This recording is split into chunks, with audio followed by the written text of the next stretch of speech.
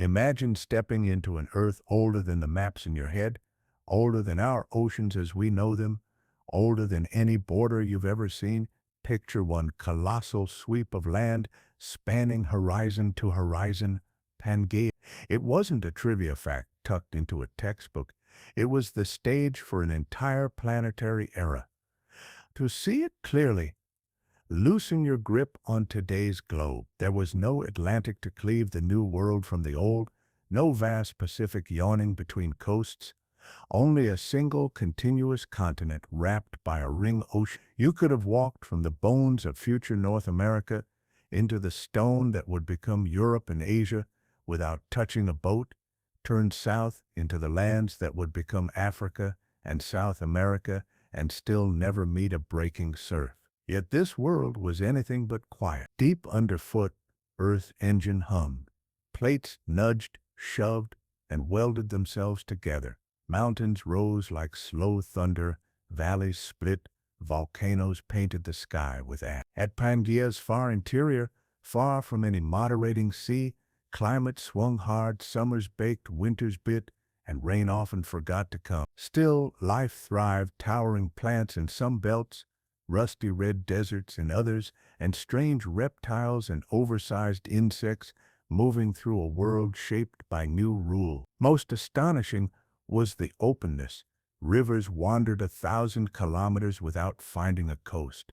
Forests stitched regions together that future oceans would someday sever. The same creatures ranged across distances that would later demand ships and centuries. And though the continent felt singular and solid, it was never permanent. The forces that joined it were already preparing the parting. That is Earth's way.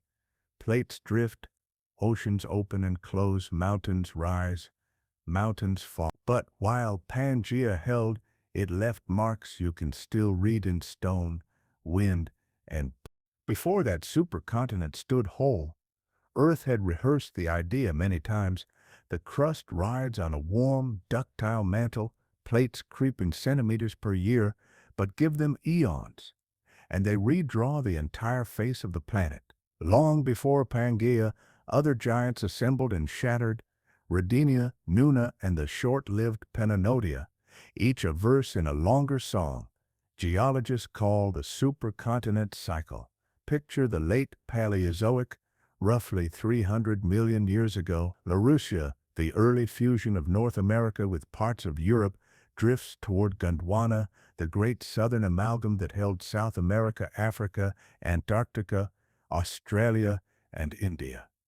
Between them lies a dwindling ocean. Collision is not polite. When continents meet, rocks fold like rugs, pushed together. Mountain belts surge skyward, ocean basins crumple and vanish. Sutures, geologic scars, lace the crust where plates knit. We still trace them today across continents now separated by seas.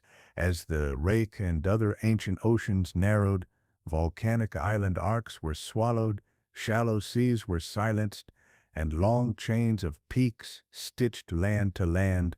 Climate swung as geometry changed.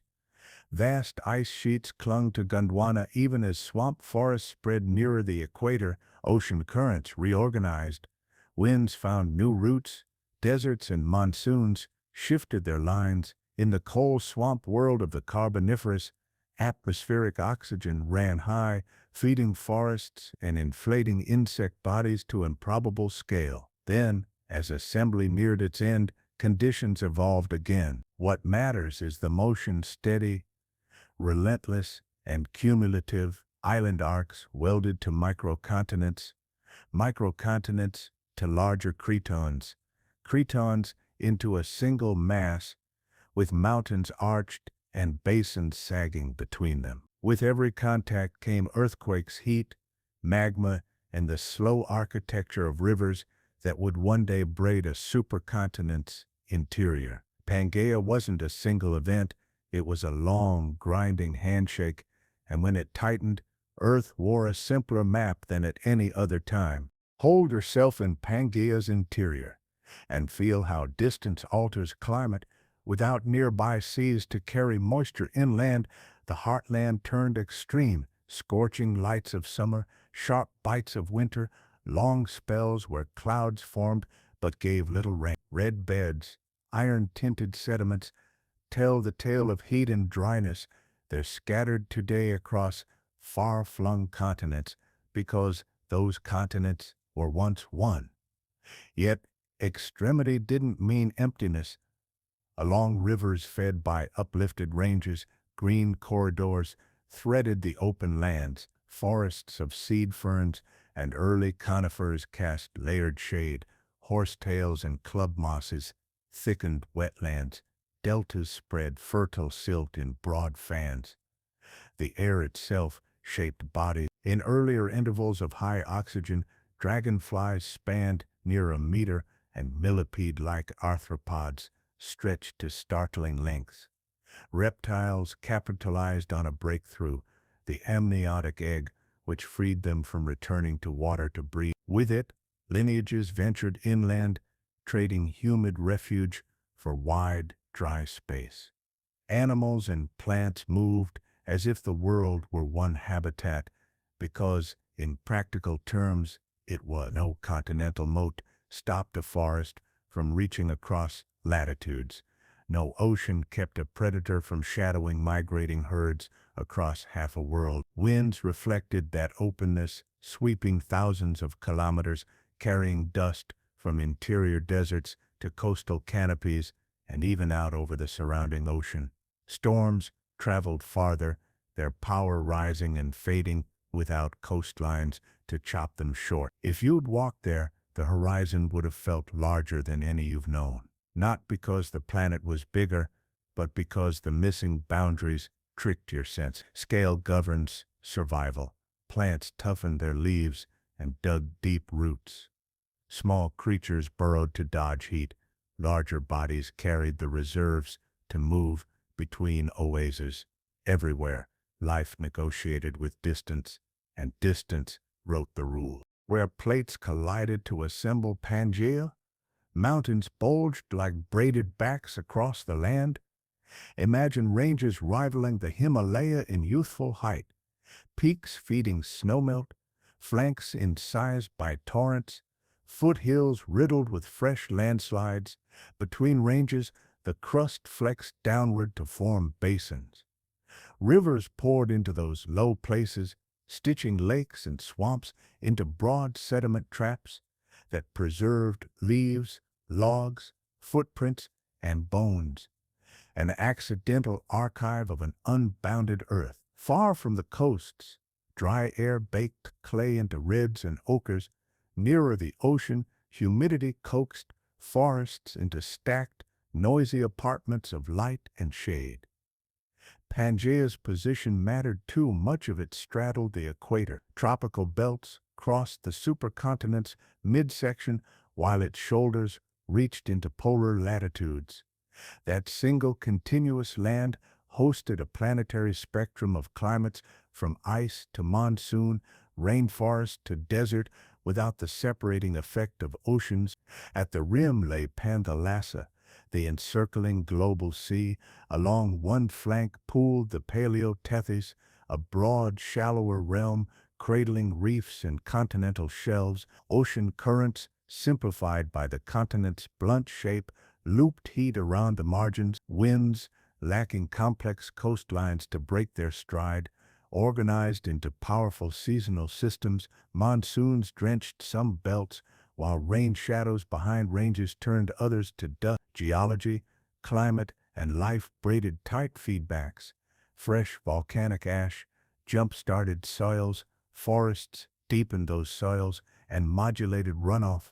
Erosion fed the basins that recorded it all, and through everything moved the tectonic heartbeat, slow, regular, unstoppable. If you look down from time's balcony, you'd see a breathing map, crust thickening and thinning, rivers avulsing and migrating, dunes marching, shorelines lurching in and out with subsidence and uplift. The world was one piece, but never connectivity defined Pangea. Rivers behaved like arterial systems serving a single body. not separate continents. A stream born in equatorial highlands could wander through belts of savanna, graze the edge of desert, swell with monsoon rains, and finally braid into coastal wetlands without ever meeting a salt horizon until its final breath. Along those corridors, life traveled. Amphibians hugged the backwaters, early reptiles hunted where canopy broke, synapsids, our cousins, tracked vegetation on seasonal loops. Migration wasn't an act of empire, it was the practical math of water and food across an open world. Winds linked distant places as faithfully as rivers did. Dust, lofted from interior dunes, fell like invisible rain upon faraway forests and shallow seas, seeding growth. In return, forests exhaled moisture that rode breezes back toward the interior, sometimes falling, sometimes spent before it could bless the drylands. Monsoons, the supercontinent's lungs expanded and contracted each year, pulling ocean air inland, then letting the land exhale heat back to sea. Even climate shocks propagated across the whole stage. A string of eruptions could tint sunsets continent-wide, tweak temperatures for seasons to years, and leave thin, gray lines in sediments 1,000 kilometers apart. With no oceans interrupting gene flow, species ranges sprawled. That's why identical fossils lie today in South Africa and South America, in India and Antarctica. They were neighbors once, yet connected doesn't mean uniform. The same openness that allowed spread also allowed specialization. Populations diverged along moisture gradients, elevation belts, and temperature swings, carving distinct solutions to similar problems. Pangea's lesson is paradoxical but simple. Remove barriers and you don't erase difference, you propagate it along continuous spectra. The canvas was single, the brushstrokes were many. Trace a line from sea to core, and you cross whole worlds. At the coast, Panthalassa pressed in with tides and storms. Low shelves invited warm, shallow waters to drown the margins, making broad flats where land and sea braided daily. Mangrove-like tangles and fern forests rooted in heavy, mineral-rich muds. Amphibians lingered near channels, laying eggs where currents softened. Early reptiles prowled drier ground, sunning on logs between hunts. Insects thrummed in humid air, riding shafts of light under tall conifers. A few hundred kilometers inland, the ocean's hand loosened. Floodplains spread wide under slower, browner rivers. Gallery forests lined the banks. Beyond them, open woodland gave way to plains. Another stretch inland, and the palette bleached. Rain thinned. Grasses had not yet evolved to paint the savannas we know, but hardy shrubs, cycads, and drought-tolerant conifers took their places. Deserts gathered in basins, and behind ranges, their dunes migrating with the wind's patient shove. Transitional belts, those almost green, almost brown margins, worked as biological highways. Along them, animals moved between wetter and drier regimes, carrying genes, parasites, and stories of survival. The coast never stopped changing. Shorelines crept landward during subsidence and eustatic highs, then retreated when uplift or global sea level fell. Storms reshaped barrier flats in a few violent hours. Sediment fans built quietly for centuries before a channel shifted and cut them away. Monsoonal cycles defined a rhythm, months of deluge, months of hush. Plants matched that pulse, flushing growth when water came, retreating to conservative strategies when it left. In all of this, the coast was Pangea's seam, stitched by tides, tugged by winds, embroidered by rivers, forever reworked, forever alive. Deeper into the continent, the sky grew larger and the air thinner of mercy. Heat climbed fast by day. At night, warmth fled into a clear vault of stars. Without clouds or nearby water to buffer swings, the interior lived in contrast, shimmering horizons at noon, crisp shadows and frost under constellation. Water organized everything where bedrock fractures or ancient dunes trapped a lens. Springs surfaced and made oases tight knots of green where tracks converged. Predators waited and life pooled between drought. Ephemeral rivers, born of rare muscular storms, raced along dry channels, then soaked or vanished, leaving mud that dried and cracked into polygons. Fossil footprints testify to those brief festivals, overlapping prints of herds, crisscrossing talon marks, tail drags, slides at the water's edge. Plants solved the desert by becoming misers. Leaves shrank or armored, roots spidered deep, growth arrived in short, opportunistic bursts.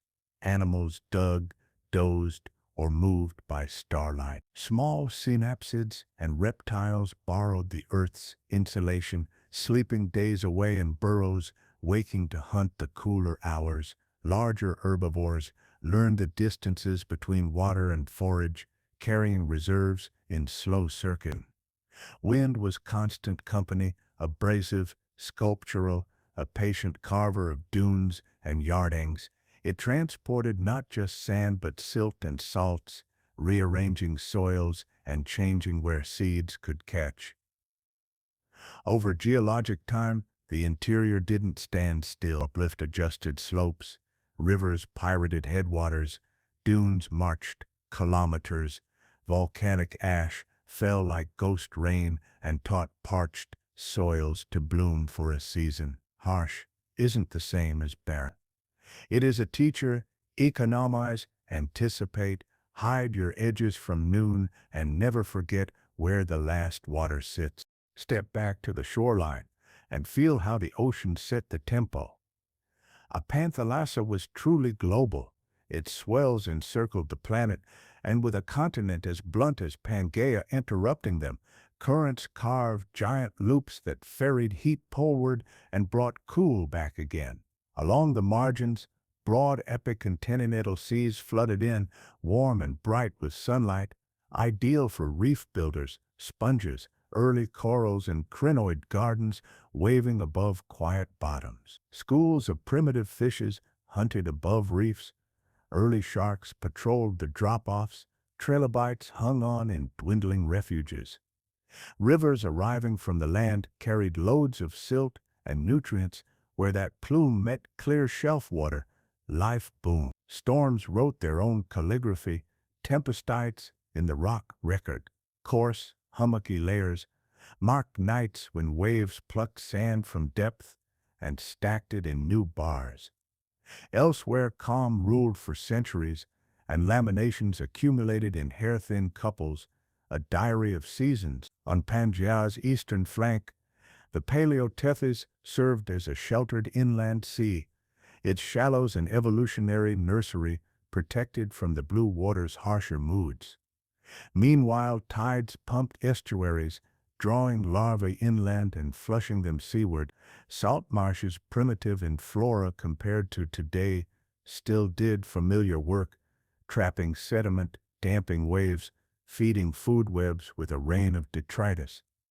Every rise or fall of global sea level redrew maps, sometimes slowly, sometimes a shelf that had been a reef platform became a lagoon, became dry land stitched with rivers, then drowned again a million years later. No line at the coast was final. The ocean's gifts were double-edged, moisture and moderation on one hand, erosion and storm teeth on the other. The edge of everything was where change loved to live. The air above this world wasn't constant through its ages. During the late Carboniferous, oxygen spiked, likely above modern levels, and diffusion-based breathing let insects and other arthropods grow to sizes that seem like fables. Later into the Permian, oxygen ebbed toward leaner values. What would feel thin to us became normal for lineages that tuned lungs, circulation, and behavior to extract more from less. Carbon dioxide pulsed with the planet's volcanism. Eruptions along sutures and rifts vented CO2 and water vapor, warming climate, intensifying hydrological cycles along the margins, and sharpening contrast inland. Short-term sulfur aerosols lofted high could cool the surface, turning a few summers pale and strange beneath red sunset. Over the supercontinent, circulation patterns scaled up, with fewer continents to interrupt flow. Hadley-like cells broadened, monsoons gained reach, jets found longer runs, and desert belts parked where sinking, drying air made rain stingy. Forests weren't bystanders. Seed ferns and early conifers inhaled CO2, exhaled oxygen, roughened the boundary layer, anchored soils, and fed the air with transpired moisture.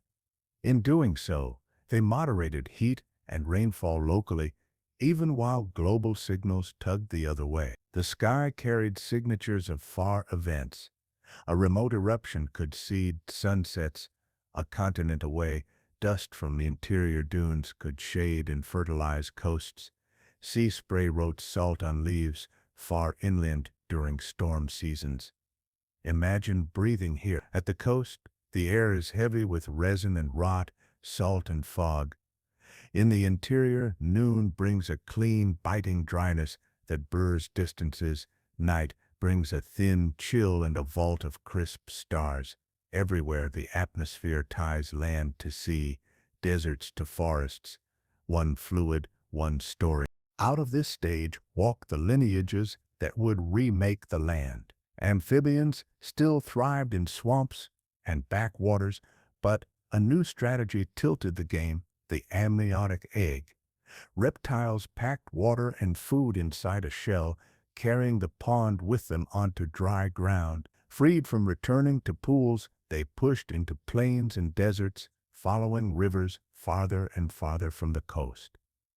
Among them stood the synapsids, mammal relatives with a single temporal opening behind each eye that gave jaw muscles more room to anchor and pull. The advantage shows up in skulls, stronger bites, faster strikes, more varied diets.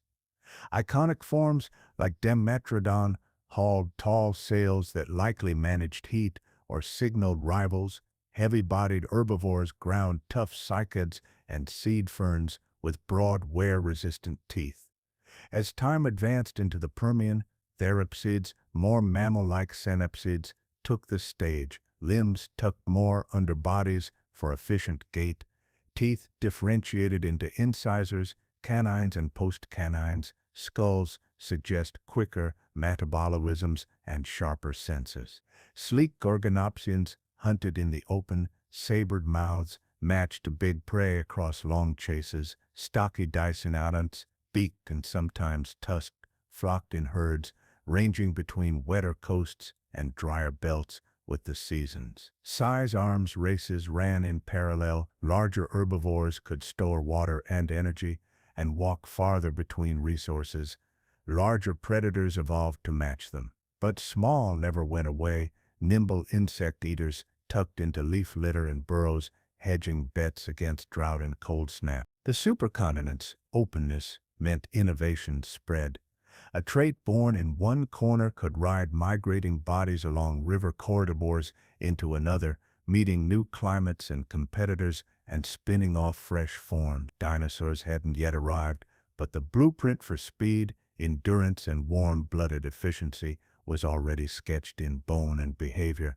Beneath Pangea's forests and deserts, the crust never slept.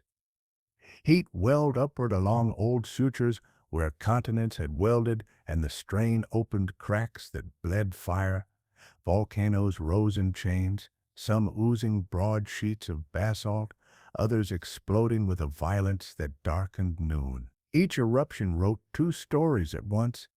In the short term, sulfur-rich plumes lofted into the stratosphere, scattering sunlight and chilling seasons.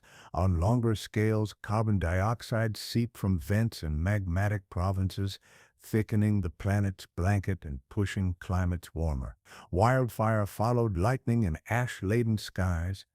Resinous conifer stands flashed to ember, then months later re-sprouted through soot that read as fertilizer to root. Layer upon layer of lava could stack into plateaus. Wind and rain then carved stair-step mazes from stone still warm in the planet's memory. Rivers forced into new paths by fresh rock, spilled across new floodplains, braiding channels where forests would again take hold. To live here was to keep time by ash. Thin, gray partings in mud spoke of distant blasts. Coarser, glassy beds told of closer nights when the sky thundered with volcanic lightning. Animals shifted their ranges as habitats blinked off and on, riding river corridors to safer ground. Plants banked energy in roots and cones, gambling on the first wet season after a burn. Even the oceans felt the tremor. Dust and nutrient pulses washed to the coasts, kindling blooms in shallow seas. At other times, heat and chemistry tipped waters toward stress. None of this arrived as a single catastrophe until, eventually, it did. For hundreds of thousands of years, near the Permian's close, flood basins in the far north, what we now call the Siberian Traps, poured fire onto Earth. The supercontinent's long, hot breath turned ragged, and the balance that had held for ages began to slip. What followed is remembered as the Great Dying. Around 2 million years ago, Earth's pulse staggered. Air warmed, then warmed again. Rains failed in places that already knew thirst. Elsewhere, they came in bruising bursts and were gone. Coastal shelves, once nurseries, grew hypoxic under blanket heat. The deep ocean lost breath and turned sluggish. Forests shrank, their canopies tattered by drought, heat, and ash. Insects, lords of the carboniferous air, faltered in one of the only known mass collapses of their long reign. Amphibians retreated to the last permanent waters and found those waters souring. Synapsids, broad-shouldered herbivores, and saber-mouthed hunters alike thinned out along dry riverbeds. This wasn't a single day or year, it was a long crisis measured in layered rock and the gaps between fossils. Yet extinction is never the whole story. Survivors held on in pockets, upland seeps, stubborn wetlands, sheltered coastlines, places where winds still brought a little moisture and temperatures lagged behind catastrophe. Smallness helped. Modest bodies needed less food and water, could shelter in cracks and burrows, and matured quickly. Versatility helped more. Omnivores, scavengers, and generalists could switch diets as old food webs frayed. Tough skin, efficient lungs, and conservative water budgets favored reptiles. Efficient jaws and cautious metabolism favored certain synapsids. Seeds that slept through bad seasons, cones that protected embryos, and root systems that tapped deep let plants remain until conditions eased. When the skies began to clear, the world was quiet. Fewer trees, wider views, long distances between persistent streams, but empty space is opportunity written large. With old dominance gone, ecological vacancies yawned across Pangea. Into those gaps would step lineages with new gates, new teeth, and new ways to keep warm in a cooling night. The Triassic sun would rise on experiment. Recovery began in whispers. Shrubs patched the scars first, then conifers, then the taller seed ferns where water lingered. Floodplains greened as rivers reoccupied abandoned channels. Insects regrouped, smaller, tougher, opportunistic, filling the air with a familiar hum. Along the ground, little synapsids skittered between shadows, their jaws trimmed with precise teeth for slicing grubs, one moment in nibbling shoots the next. Reptiles diversified into forms built for speed and heat, long-limbed runners over open flats, squat tank-like herbivores that wore protection in bone and habit, nimble shoreline fishers that learned the rhythm of the tides. With competitors diminished, archosaurs, crocodile kin, and the early cousins of dinosaurs tested new blueprints, ankles and hips shifted to carry bodies more upright, strides lengthened, chests deepened to support bigger breaths. Nothing was giant yet, but everything was trying. Plants, too, played the long game. Ginkgo fights unfurled fans along cooler margins, cycads claimed drier belts with leathered fronds, conifers reclaimed uplands with needle economies tuned to drought and frost. The atmosphere's chemistry steadied by degrees, with volcanism easing and vegetation climbing. CO2 found sinks again, seasonal monsoons recovered rhythm along the supercontinent's rim, the interior stayed stern, but oases multiplied where fractures bled springs and new soils held fleeting rain. Evolution, freed from the gravitational pull of the old order, moved quicker. Traits that once eked out a living on the margins spread fast across Pangea's connected stage. A new ankle arrangement didn't have to cross an ocean, it just had to ride a river corridor. A novel jaw hinge could follow prey trails for 1,000 kilometers. By mid-Triassic time, food webs thickened. Predators shadowed herbivore herds, scavengers learned the clocks of both insects pollinated and decomposed, moving energy as they always had. The world had changed, but its logic held. Diversify, disperse, endure. Walk beneath a Triassic canopy, and you're inside a living engine. Conifers, early Araucarian giants, podocarps, and their kin lifted evergreen spires into monsoon light. Their needles traded surface for survival, sipping sun and hoarding water, exhaling moisture that cooled the air just enough to matter. Beneath him, cycads stood like armored fountains, crowns of stiff fronds circled over trunks that stored insurance for bad years. Seed ferns, neither fern nor flowering plant, spread fans that stitched shadow into the understory. Along stream margins, horsetails raised jointed towers, each segment a repeat of the one below, anchoring mud with rhizomes that survived loves and droughts alike. These forests did more than decorate the land. Roots laced soils, slowed runoff, and fed fungal partners that ferried nutrients to where they were needed most. Leaves captured carbon and returned oxygen, tempered heat and tuned humidity. Trunk and litter fed beetles, millipedes, and the quiet armies of decay. In clearings, cones and seeds carpeted ground after storms. In shade, seedlings waited out the geometry of gaps. Fire reshaped patterns at multiple scales. A lightning spark could ladder up a resinous stand and prune it hard. A decade later, the same slope thickened with young trees and the browsing animals that followed. Diversity ran in layers, canopy architects, mid-story opportunists, ground cover misers, each answering a different question asked by light, water, and time. Season after season, forests crept upslope on fresh alluvium, retreated from sandier drought-prone tongues, advanced again when rains returned, where rivers abandoned a meander, oxbow ponds formed and staged a miniature saga of colonization. Algal films, invertebrates, amphibian choruses, then the first footprint pressed into new bank clay in a world still rebuilding. These green networks tied the continent together.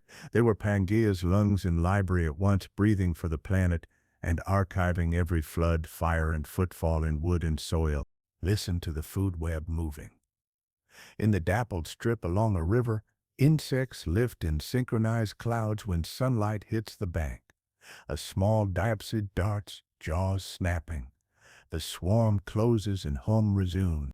Near the waterline, amphibians with broad heads and patient eyes wait under reed shade, jaws hinged for ambush. A meter upslope, a sinewy therapsid threads between cycads, nose to the trail. The prints it follows point to a herd of squat, beak-mouthed herbivores, whose tusked faces rake low vegetation into steady mouths. They churn the floodplain like rototillers, dropping nutrient packets that beetles and fungi turn into new soil. Overhead, Dragonflies patrol the open lane. At dusk, the air flosses with mayflies and the river boils with rises. Predators learn the timetable and appear with it. Fish at first light, reptiles at noon, synapsids at the hour when the sand cools and the scent holds. On the dry shoulder beyond this green belt, wind writes scrolls of dust. There, tracks are stories, parallel herbivore lines fanning toward a distant spring, looping predator signatures that check, double back, and then fade into burrow clusters. Scavengers tie the map together. A carcass on a bar becomes a congregation, insects, then small reptiles, then the broad shadow of something bolder. Bones scattered and stepped upon become fossils where floods arrive with silt and the chemistry is Parasites, too, are part of the web, quiet travelers crossing with their hosts along river highways, shaping behaviors we never see but can infer from the way tracks linger near water at the hottest hour. Food webs pulse with season. Monsoon swells fatten herbivores and embolden hunters. Dry months squeeze everyone into truce at the last shaded pools. Across Pangea, the cast changes, but the choreography repeats. Energy falls as light, climbs as leaf, runs as flesh, and returns as humus and breath. Focus the lens on synapsids, the branch that will someday carry mammals. You can hear the future whispering in bone. Skulls show a single temporal opening behind each eye, a gateway for strong jaw muscles to anchor deep and pull hard. Teeth are no longer a uniform picket fence. They differentiate incisors for nipping, canines for gripping, postcanines for slicing or grinding. In some therapsids, the jaw joint migrates forward and a secondary palate begins to roof the mouth, letting an animal breathe while chewing, a quiet revolution in energy budgets and endurance. Limbs gather under bodies, trading the sprawl of ancestral gaits for upright efficiency. Strides lengthen, torsos twist less, and lungs can inflate more between steps. Some skulls hint at foramina and ridges where whiskers or soft tissues may have anchored, perhaps early sensory arrays that read the ground and air at night. Metabolism shadows these changes. You can't fossilize warm-bloodedness directly, but bone histology, growth rates, and anatomy are signposts pointing toward higher, steadier throughput. In the open, gorgonopsines carry sabered mouths and eyes set for depth, sprinting when the moment is right. In herds, dicynodonts grind fibrous plants with beaked mouths and powerful jaw adductors, traveling like living plows from fresh flats to older stands. Small cynodonts closer to the mammal line hug edges, ears perhaps keener, nights perhaps longer, diets flexible enough to surf lean times. None of them are mammals yet, but the kit is coming together: efficient jaws, better breath, improved locomotion, sharper senses. The world favors it. Pangea's distances reward endurance, its temperature swings reward internal control, its patchy resources reward cognition and flexibility. In a few tens of millions of years, jaw bones will migrate inward to become ear bones, molars will crown with complexity, and fur will carry night warmth. For now, the blueprint walks on 4 feet and learns the map by sense. Even as life thickened, the crust rehearsed departure. Rifts opened like slow smiles across stressed zones, long trenches where the lithosphere stretched thin. In what will become the shoulders of the Atlantic, fault-bounded basins sagged and filled with lakes, rivers, and the red silt of seasonal floods. Basaltic dikes cut through old rock, black seams that fed curtains of lava when pressure found a path. Each basin kept a diary, varved clays that counted years, sand bodies that spoke of storms, fish fossils that recorded chemistries tipped by heat and drought. To the south and east, fragments that will be India, Antarctica, and Australia loosened their grip on Africa's edge, not yet sailing, but shifting enough to rearrange winds and waters. Monsoons tweaked their footprint, deserts retreated in one belt and advanced in another. New coastlines, proto-coasts, really, began to feel tired, and with tide came fresh nurseries for whatever could colonize a muddy margin. Volcanism did not retire. It consolidated into province. Near the end of the Triassic, the Central Atlantic magmatic province would flood the newborn rift with fire, but even before that crescendo, Pangea wore necklaces of cones and fissures. Life treated the rifts as corridors. Lakes offered water in stair-steps across the land, young soils atop lava sheets, rich in minerals, sprouted hardy pioneers that fed small herbivores which carried predators in their wake.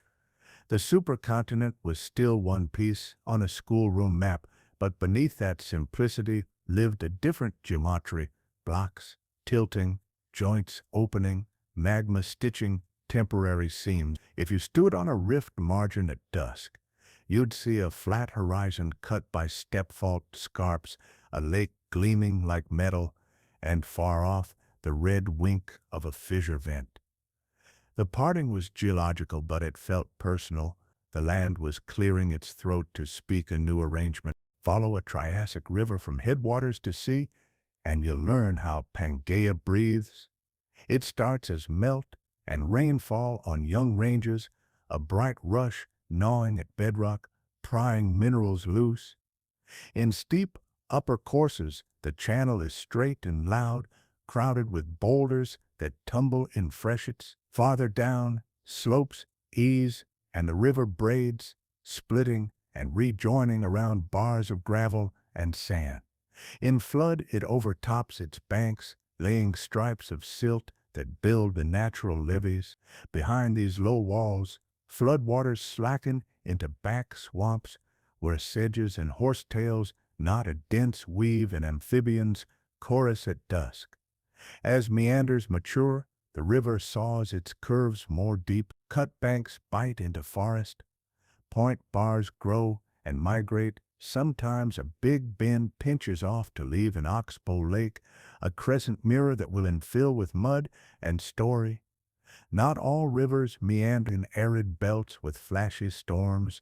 Channels anastomos into multiple, fairly stable pathways separated by vegetated islands, or they run ephemeral, moody threads that appear like miracles after rain, then sink into sand. A Volscian's sudden course switches rewrite floodplains in an afternoon, abandoning old channels for new and stranding fish in shrinking pools where waiting predators read the map with their feet. Everything rides the water: seeds, spores, carcasses, nutrients, silt. A tree that falls into the channel becomes a raft and a restaurant, delivering insects and fungi downstream. A tangle of logs snags sediment and births an island. An island grows willows and ferns and becomes a nursery for reptiles with eggs that can hold a shoreline's heat. Where the river meets the shelf, it blooms into a delta, distributaries fingering through marsh, each mouth a gate for fresh and brackish life. In drought, the delta pulls back; in flood, it leaps forward. Over centuries, the whole thing migrates like a slow animal. In rock, these motions harden into stories read by anyone who can listen. Look up. The sky over Pangea is a continent in motion. Morning builds with low breezes that comb the canopy and set needles whispering. By noon in the interior, the ground's heat pumps hard. Air rises in shimmering columns, and dust devils spiral across flats, twirling seed and sand into quick ropes of wind. Along the rim, where ocean breathes onto land, clouds stack into anvils, towering cumulonimbus that flatten against the tropopause. Lightning scribbles within them, and sheets of rain advance like drawn curtains. Monsoon is choreography you can set a calendar by. Weeks when afternoons burst and evenings steam, followed by a long exhale back to blue. In shoulder seasons, dry lines snake across the plains, sharp boundaries where humid and parched air wrestle and storms are born like decision. Volcanoes lend the sky a stranger palette. On eruptive months, the sun sinks through a veil and turns copper. Dawns arrive pale and late. Halos ring the moon on cold nights, thunder grumbles inside ash columns that spit their own lightning. Winds run unbroken for distances modern maps can't muster. A plume of desert dust launched in the heartland can cross belts of woodland, find a river mouth and shade a lagoon 1,000 kilometers away. Storm tracks are long, so are the memories they leave in tree rings and lake varves, wide bands for fat years, narrow for lean, a tally of feast and fast recorded in wood and clay. At night, heat radiates to space with nothing to catch it in the interior. Stars sharpen and breath ghosts in the cool, along coasts, fog pools at dawn, salt-scented and quiet, then burns off as the sun marches up. Weather here isn't background, it is the pulse that sets every schedule when seeds crack, when herds move, when predators wait, when rivers rise, when the land sleeps. Breakup, gathered from rumor to reality. In the west, the seeds of the Atlantic widened from lakes to seaways, and the first narrow gulfs let ocean breath slip between once fused shores. To the southeast, the collage of Gondwana's pieces tested independence, India tugging northward by subtler millimeters, Antarctica and Australia leaning outward on hinges of rift. Each centimeter mattered. New coast created fresh gradients, salt to sweet, high to low, barren to lush. Rains found those edges, pushing moisture farther inland than before. Some deserts shrank at their margins, traded dune for steppe, steppe for woodland. Elsewhere, rain shadows sharpened behind newborn uplifts, and dryness advanced. Isolation began to work its evolutionary alchemy. Populations once connected along river highways found seawater between them. Over time, beaks bent, teeth cusps shifted, limbs lengthened or shortened. Lungs tuned to different airs. Identical fossils ceased to appear on both shores of a growing ocean. Siblings became cousins, then strangers that would never meet again except in museum drawers and outcrops. Oceans themselves changed their route. Where Panthalassa once looped heat around a single mass, new basins and straits assembled a more intricate circulation, pathways that eventually would lead to the climatic tapestries we inherit. The land did not break cleanly, it tore in complex fringes. Failing rifts remained as broad valleys rich in lakes and life, successful ones filled with basalt and brine. Magmatism spiked where plates let go, bathing the parting in dark rock and the air in unfamiliar chemistry. Through it all, life kept moving. Dinosaurs took the emerging corridors, early mammals ghosted the edges, conifers marched with the rains. If you stood on a young Atlantic shore and looked east, you'd see the same mountains you once walked upon, now blue with distance and glossed by a line of glittering water. The world was learning to be meant. At the hinge between old order and new, fire returned in continents worth of fountains. The central Atlantic magmatic province split along youthful rifts and poured basalt into valleys that would one day rim the Atlantic. Lava curtains advanced like nightfall in motion, fissures stitched the sky with red ropes, ash and gases climbed on winds that could cross Pangea without pause. For short seasons, sulfur veiled the sun and cooled afternoons. For longer spans, carbon dioxide thickened the air and nudged climates warmer. Lakes flashed, boiled at their edges, then settled beneath floating pumice. Forests browned, burned, and sprouted again through ash, so fresh it squeaked underfoot. Shelves offshore lost breath as warmth and chemistry tipped the balance. The end Triassic extinction took hold not as a single blow, but as a sequence of hard lessons. Old dominance thin. Vacancies opened along coasts across floodplains and around the new rift lakes. Archosaurs stepped forward with designs tuned for motion, upright hips, springy ankles, deep chests, shapes that spent energy wisely across heat and distance. Early dinosaurs threaded the altered mosaic, long-tailed hunters paced bar margins, nimble omnivores foraged asphalt clearings, stocky herbivores tested young soils on cooling basalt. When fountains finally quieted, maps felt different even where shorelines stayed. Fault blocks had deepened. Proto-Atlantics lapped, stepped escarpments. Dark plateaus rose above red plains. Winds learned new routes. Monsoons adjusted their reach. Deserts redrew their tongues. Survivors matched the cadence. Hotter spells, stranger rains, cracked lava weathering into mineral-rich dirt that fed pioneers first, forests later. On this retuned stage, versatility beat specialization. Small bodies that ate many things, lungs that worked across dry months, feet that traveled far, these were tickets to the future. Pangea still held together, but the cast upon it had changed. With the crisis ebbing, the Triassic turned a page, and the early Jurassic read it aloud. Dinosaurs diversified not by magic, but by fit hips under bodies, tendons turned to springs, chests wide enough for big breaths, tails acting like counterweights in a land that rewarded balance and endurance. In open country, early sauropodomorphs, long-necked, deep-ribbed plant-eaters, walked in measured files between river corridors, cropping conifers and cycads that rose on the season's pulse. Small theropods alert, long-legged hunters shadowed the edges, testing flocks, skimming insects from bars, stealing a nap in reed shade when noon hammered stone. Ornithischian foragers, still modest in size, learned the geometry of tough plants and the safety of many eyes. None were the giants yet, but the grammar of their bodies was set. Rifts, meanwhile, became galleries of water and life.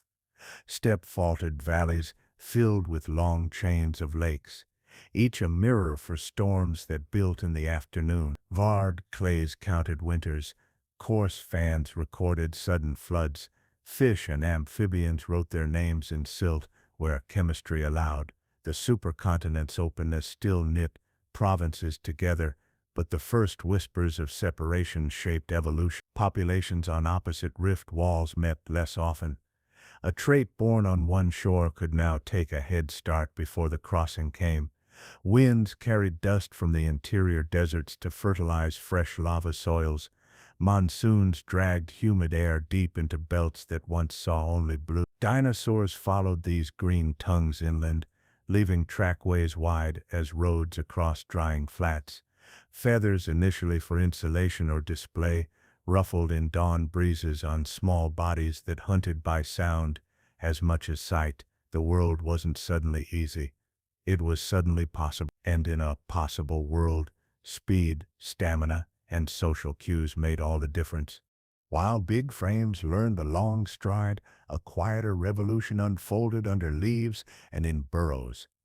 Mammaliaform ancestors, small, sharp-toothed cynodont descendants, leaned into night hair trapped heat against thin air.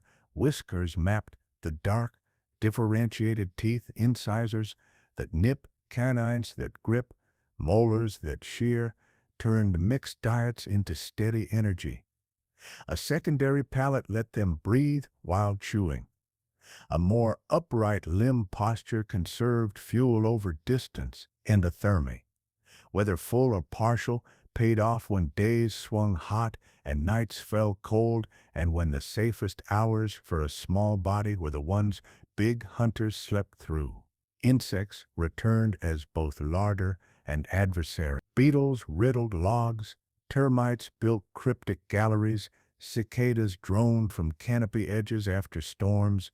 Small mammals learned to crack cases, rob tunnels, and move before a chorus could warn the neighborhood. Seeds, eggs, grubs, fruiting cones.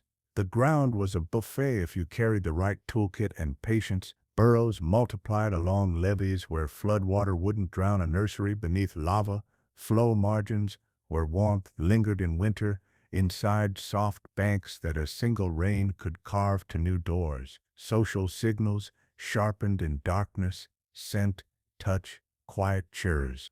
Long before any fossil skull could tell it clearly, behavior wrote it first. Care of young in snug chambers, food caches braided with fiber, rotes memorized between safe doors and seasonal plants. Raptors in the night sky and theropods by day kept pressure on the small, pressure-refined senses, reflexes, cooperation.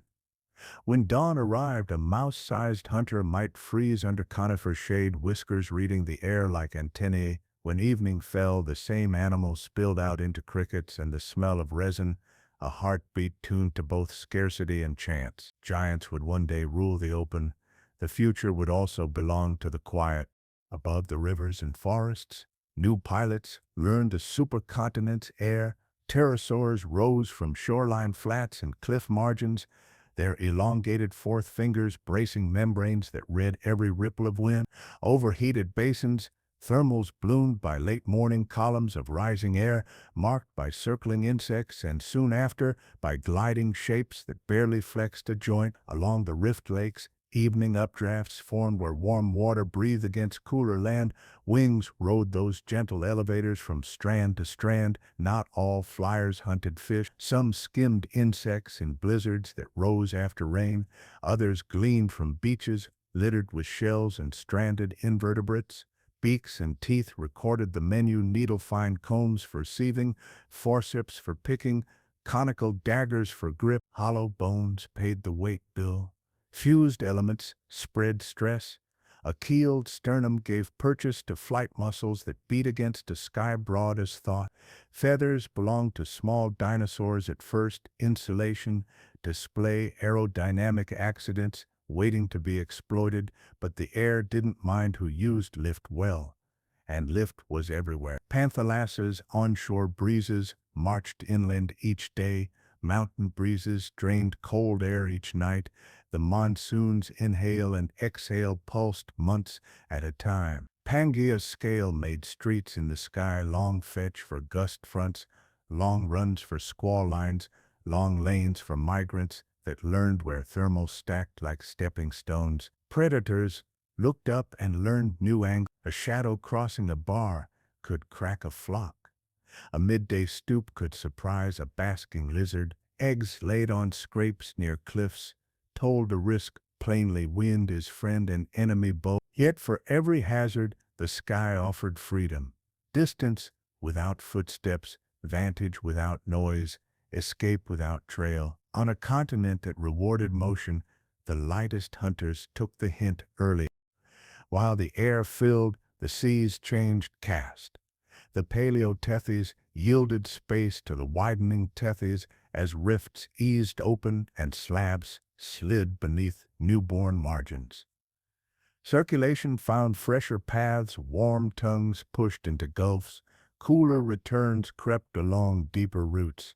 Marine reptiles, ichthyosaurs, streamlined like living torpedoes, plesiosaurs with paddles and long necks, early crocodilomorph kin, took the roles that great fishes alone once held. Shallow shelves broadened where subsidence won, hosted reefs rebuilt from survivors, sponges, corals of new styles, crinoid gardens waving on firm bottoms.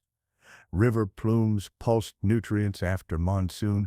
Clear seasons returned dazzling visibility when floods relaxed. In these mixed waters, ammonites wrote spirals by the millions, their shells logging growth and chemistry in curling ledgers that would later litter stones on mountain tops, far from any present tide. Coastlines around Pangea stayed dynamic.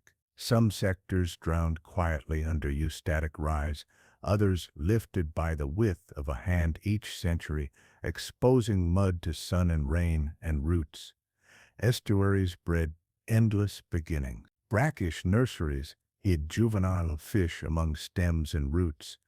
Tidal flats stitched land to sea with feeding lanes that changed by the hour. Storms, now angled by new basin geometry, arrived with unfamiliar teeth. Barrier islands migrated, re-stacked, or vanished in a night. Deltas leapt to new mouths. Shore forests learned to bend farther and spring back slower. Offshore, where light thinned to blue and then black, plankton communities shifted with currents and temperature, and the snow of their bodies settled to write pale layers on quiet floors. The oceans did what they always do, received the land story, edited it with salt and time, and returned it as life newly arranged. Pangea's coasts were the index. The volumes lay out beyond the shelf, bound in pressure and cold. Plants kept pace with the rearrangement of wind, water, and fire.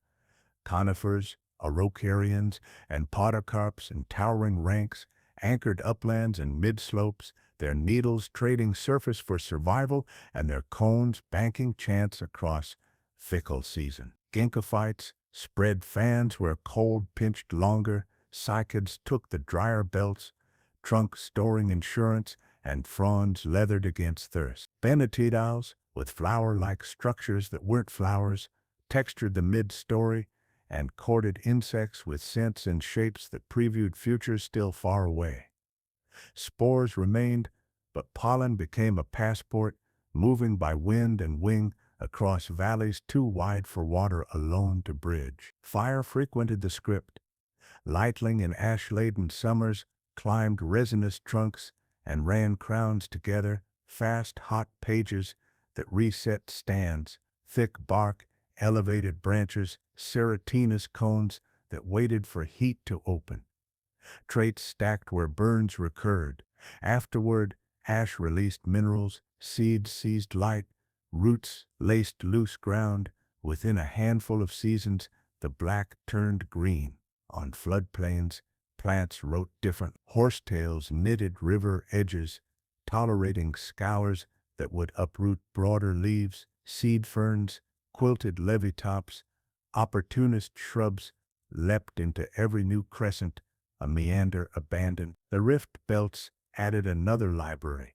Tephra-rich soils on young balts, lakes that rose and fell with climate beats, salt flats where storms left white films and seeds learned patience. Through all of it, plant architecture partnered with fungi. Mycorrhizae ferried phosphorus and nitrogen, trading sugar for minerals and water, making poor ground better and good ground superb. The atmosphere listened. Photosynthesis pulled carbon and returned oxygen. Transpiration tuned local humidity. Rough canopies slowed winds and slowed floods. Animals listened too. Where cones fell, herds gathered. Where shade layered, hunters cooled. Where flowers, however primitive, offered scent. Insects rehearsed alliances. The green world wasn't backdrop, it was direct. Follow the Rift Valley water once more, now with seasons in mind. Dry months drop lakes to slick ribbons, concentrating fish in shrinking pockets patterned with crocodilian slides. Shorelines crack into tiles. Wind stacks dust on the downwind side of every stone. Then the monsoon steps inland. Cloud anvils build over noon ridges. Curtains of rain cross the basin in marching bands, water drums, roofs of burrows, until pups squeak and adults nose the door. Channels awaken insect. Mud flows roar out of slot-like gullies, freighted with stones. The main river fattens, turns tea-colored, and begins to write a fresh layer across its floodplain. Avulsions pry open new roots. Oxbows spill back, eddies collect logs, carcasses, seeds. For weeks, the basin is a mosaic of mirrors. Insects hatch in columns above every puddle. Amphibians chorus. Small predators pace the strand with heads tilted, listening for ripples masked by rain. Then the long exhale storms thin, sun climbs, water slides back to the thalweg, and the braid settles into familiar threads. On the bars, seedlings claim inches. On the levees, burrow doors blossom as crews reopen galleries collapsed by weight.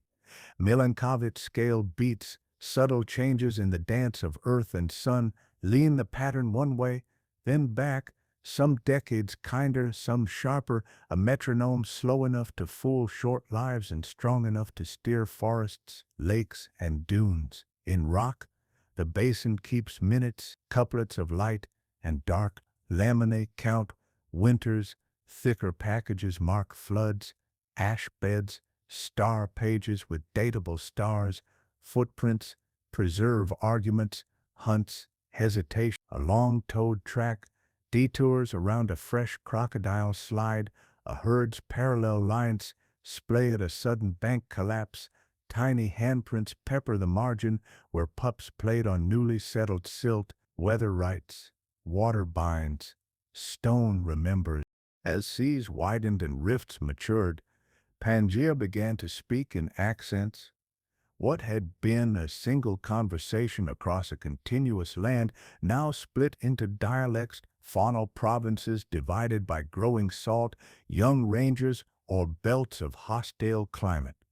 On one coast, small ornithischians developed broader beaks for tougher plants baked on longer droughts.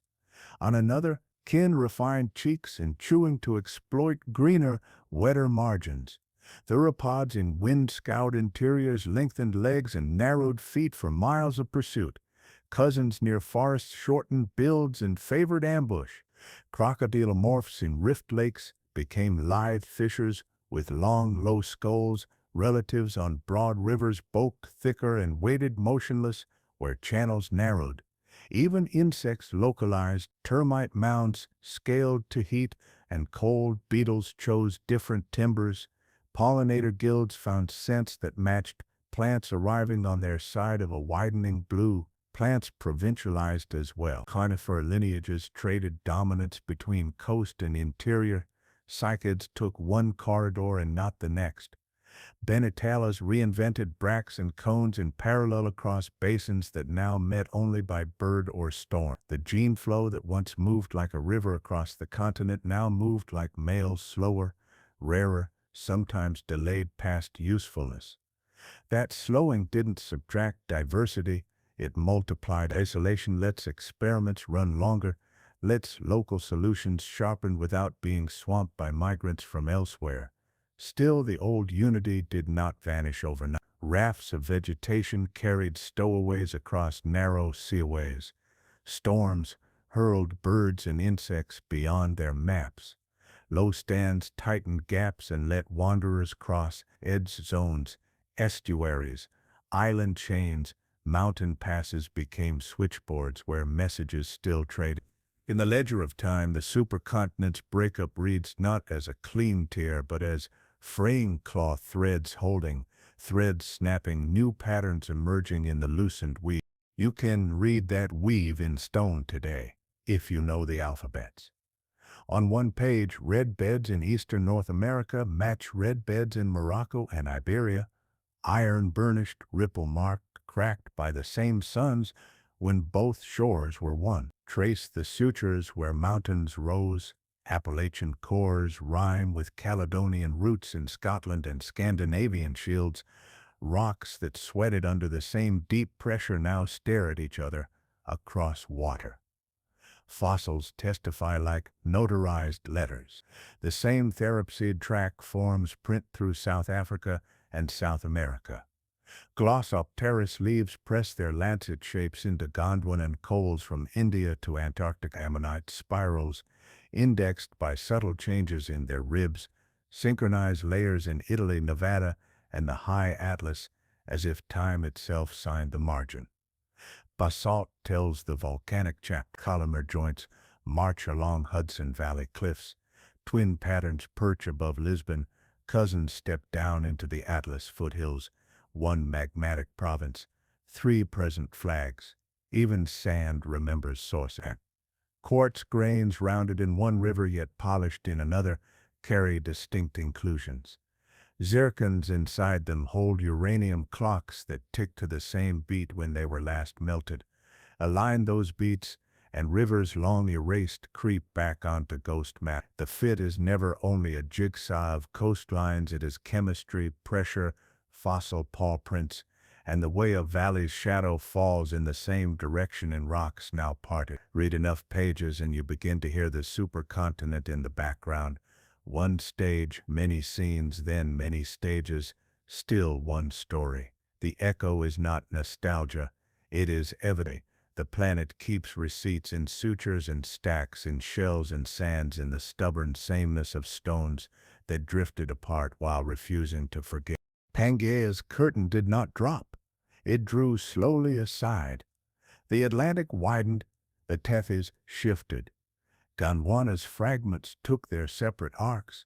Winds fractured into regional habits. Currents found labyrinths where once they paced a single wall. Dinosaurs rose to grandeur on the smaller stages. Mammals refined night into an art that would someday blaze at noon. Forests redrafted alliances with fire, insects, and rain. Deserts rehearsed the physics of glare that modern travelers still meet. Yet the old lesson kept repeating: connection and change work together. When land gathers, life mixes, ranges swell, and shared solutions spread quickly. When land parts, experiments lengthen, local answers sharpen, and the tree of life throws new branches in every direction. The rock archive shows the pattern: cycling, assembly, stillness, that isn't. Breakup, roaming pieces, repeat.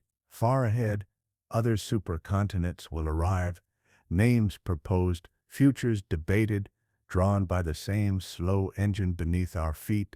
None will be Pangea, all will rhyme with it. Stand on any shore now and look outward. Somewhere under that water, a suture sleeps. Somewhere in the hills behind you, red beds glow from a furnace sun that set 300 million years ago. Somewhere in the air, dust still rides the length of what used to be a single coast. The world you walk is divided by blue and labeled by lines, but beneath the paint is one restless stone. That stone remembers being one and knows it will learn it again. Continents drift, oceans open and close, mountains breathe up and wear down. Life endures, reshapes, and writes the minutes. The echo of Pangea is not a whisper. It is the bass line the planet plays, steady under every solo. Rocks keep compass memories, and those memories prove the wander. When lava cools, iron-bearing minerals align with Earth's magnetic field and lock in its direction like tiny frozen needles. Stack enough flows of different ages, and you read a travelogue, poles that seem to drift because continents actually do. Across Pangea's former pieces, paleomagnetic inclinations agree when layers are the same age. Split those layers onto modern maps, and the needles disagree until you reassemble the supercontinent. Then the arrows fall into line. On the newborn Atlantic floor, magnetic stripes mirror across the ridge, symmetric barcodes of normal and reversed polarity that mark seafloor, spreading like timestamps. Older clues sit on land. Red beds store remnant directions in hematite. Baked margins beside dikes hold thermal overprints that date pulses of magma tied to rifting. Fold tests, conglomerate tests, and baked contact tests keep us honest, showing that magnetization predates tilt, that clasts were already magnetized before streams laid them down, that intrusions reset compasses in surrounding rock. Couple these needles with radiometric clocks, and the map animates: Ruyusha turning, Gondwana pivoting, suturing, then breaking. Fossils add choreography, faunas that match when plates reconvene, diverge when oceans widen. Even tiny zircons inside sandstone grains carry uranium clocks, and hafnium whispers about their birth cretons, pointing back to mountains planed flat long ago. It's a choir of methods singing one song: one world gathered, then one world let go. The wonder isn't only that plates move, it's that stone remembers directions across hundreds of millions of years, that we can hold a chip of basalt and know which way north used to be. In a story this grand, magnetism is the marginalia, small marks in the text that prove the pages were once bound together. Follow the edges where Pangea met the sea and you'll find gravity's handwriting. Alluvial fans spilled from steep rift shoulders, cones of boulders and coarse sand dumped when floods lost nerve at valley mouth. Farther downslope, Braided rivers sorted the mix, stacking cross-bedded sands that whisper of bars migrating under restless currents, where slopes eased into shelves, deltas took over, sandier at river mouths, muddier in bays, each lobing forward during flood years, each starving and retreating when channels jumped away. Storms reworked the margins, planing crests and carving swales, tempestites, hummocky cross-stratified beds, froze the turbulence in stone. Beyond fair weather wave base, shelves feathered into slopes, and slopes funneled sediment downslope as turbidity currents. Underwater avalanches raced blind through the dark, depositing booma sequences, sharp-based sands, laminated silts, draping muds. These submarine fans sprawled for tens to hundreds of kilometers, their channels switching like rivers, their levees hemming flows, their lobes stacking into archives thicker than mountain ranges are tall. Each pulse archived a flood in a vanished valley, a hurricane season amplified by a warmer sea, a landslide triggered when an earthquake shook a rift wall loose. Carbon buried with the mud turned to black shales, future fuel in basins that would later tilt and fold into hills and plains where we now live. Trace one fan back through seismic lines and outcrop to its source, and you walk home to Pangea, to fans beneath red escarpments, to deltas at the toes of young ranges, to rivers that braided across interiors and then surrendered their load to the shelf. Gravity wrote consistently, steep to gentle, coarse to fine, fast to slow. The record reads the same on both sides of the Atlantic once you slide the rims back together. Mountains, raised by Pangea's assembly, aged into generous ghosts. The Appalachians, Veracetides, and Caledonides once stood Himalayan high, their roots thick and hot, their peaks snagging storms that fed newborn rivers. Time, frost, and chemical weathering planned them down. Quartz-rich sand drifted off in sheets to build coastal plains. Clays flushed from feldspar made red soils in the interiors. Dissolved ions rode quietly to the sea to grow limestone platforms far away. As relief softened Piedmont's, broad, gently sloping aprons grew at mountain feet, stitched by intertwined streams that meandered more as gradients relaxed. Later, when rifting stretched these old belts, fault blocks lifted slices of the ancient core, presenting tough, metamorphic bones as cuestas and ridges. Basins dropped beside them, trapping the next generation of sediments, lake muds, river sands, ash falls, and lava sheets. Today, walk the Blue Ridge or the massive Central, and you're on exhumed roots, gneisses and schists that once lay 20 kilometers deep, now sunlit and lichen-streaked. The gravel in nearby streams tells the story plainly. Hard, rounded quartz pebbles the size of fists, flanked by softer clasts, chewed to sand. Farther seaward, the coastal plain steps seaward in terraces, ancient shorelines, frozen by uplift and sea level pause. The stones that built cities came from these legacies, slates split from old basins, granites quarried from cooled plutons, sandstones cut from river stacks. Even soils carry the accent of vanished ranges, iron-rich laterites on old stable highs, dark mollusols where dust settled from interior deserts, loess that mantled plains when ice age winds later scoured shelves, laid bare mountains, right for a long time after their voices fade. Pangea's ranges are quiet now, but their sentences, sand, clay, and carbonate still step outward to the present shore. Climate in a supercontinent follows geometry. With land massed wide, interior belts fall under descending limbs of global circulation where air warms as it sinks, dries out, and steals rain from clouds. Model the pattern and you see beefed-up Hadley cells, expanded subtropical highs, and super monsoons where hot land inhales ocean air each summer and exhales heat in winter. Data back the map. Paleosols, ancient soils, preserve carbonate nodules whose oxygen and carbon isotopes, fingerprint temperature and moisture, when they formed evaporite deposits, gypsum and halite, salt the rock, record in basins, starved of runoff. Proof of fierce evaporation, cross-bedded dunes scaled to winds that ran far. Their orientations trace prevailing directions across provinces that once touched, in tree rings from later intervals and in varves from rift lake bottoms.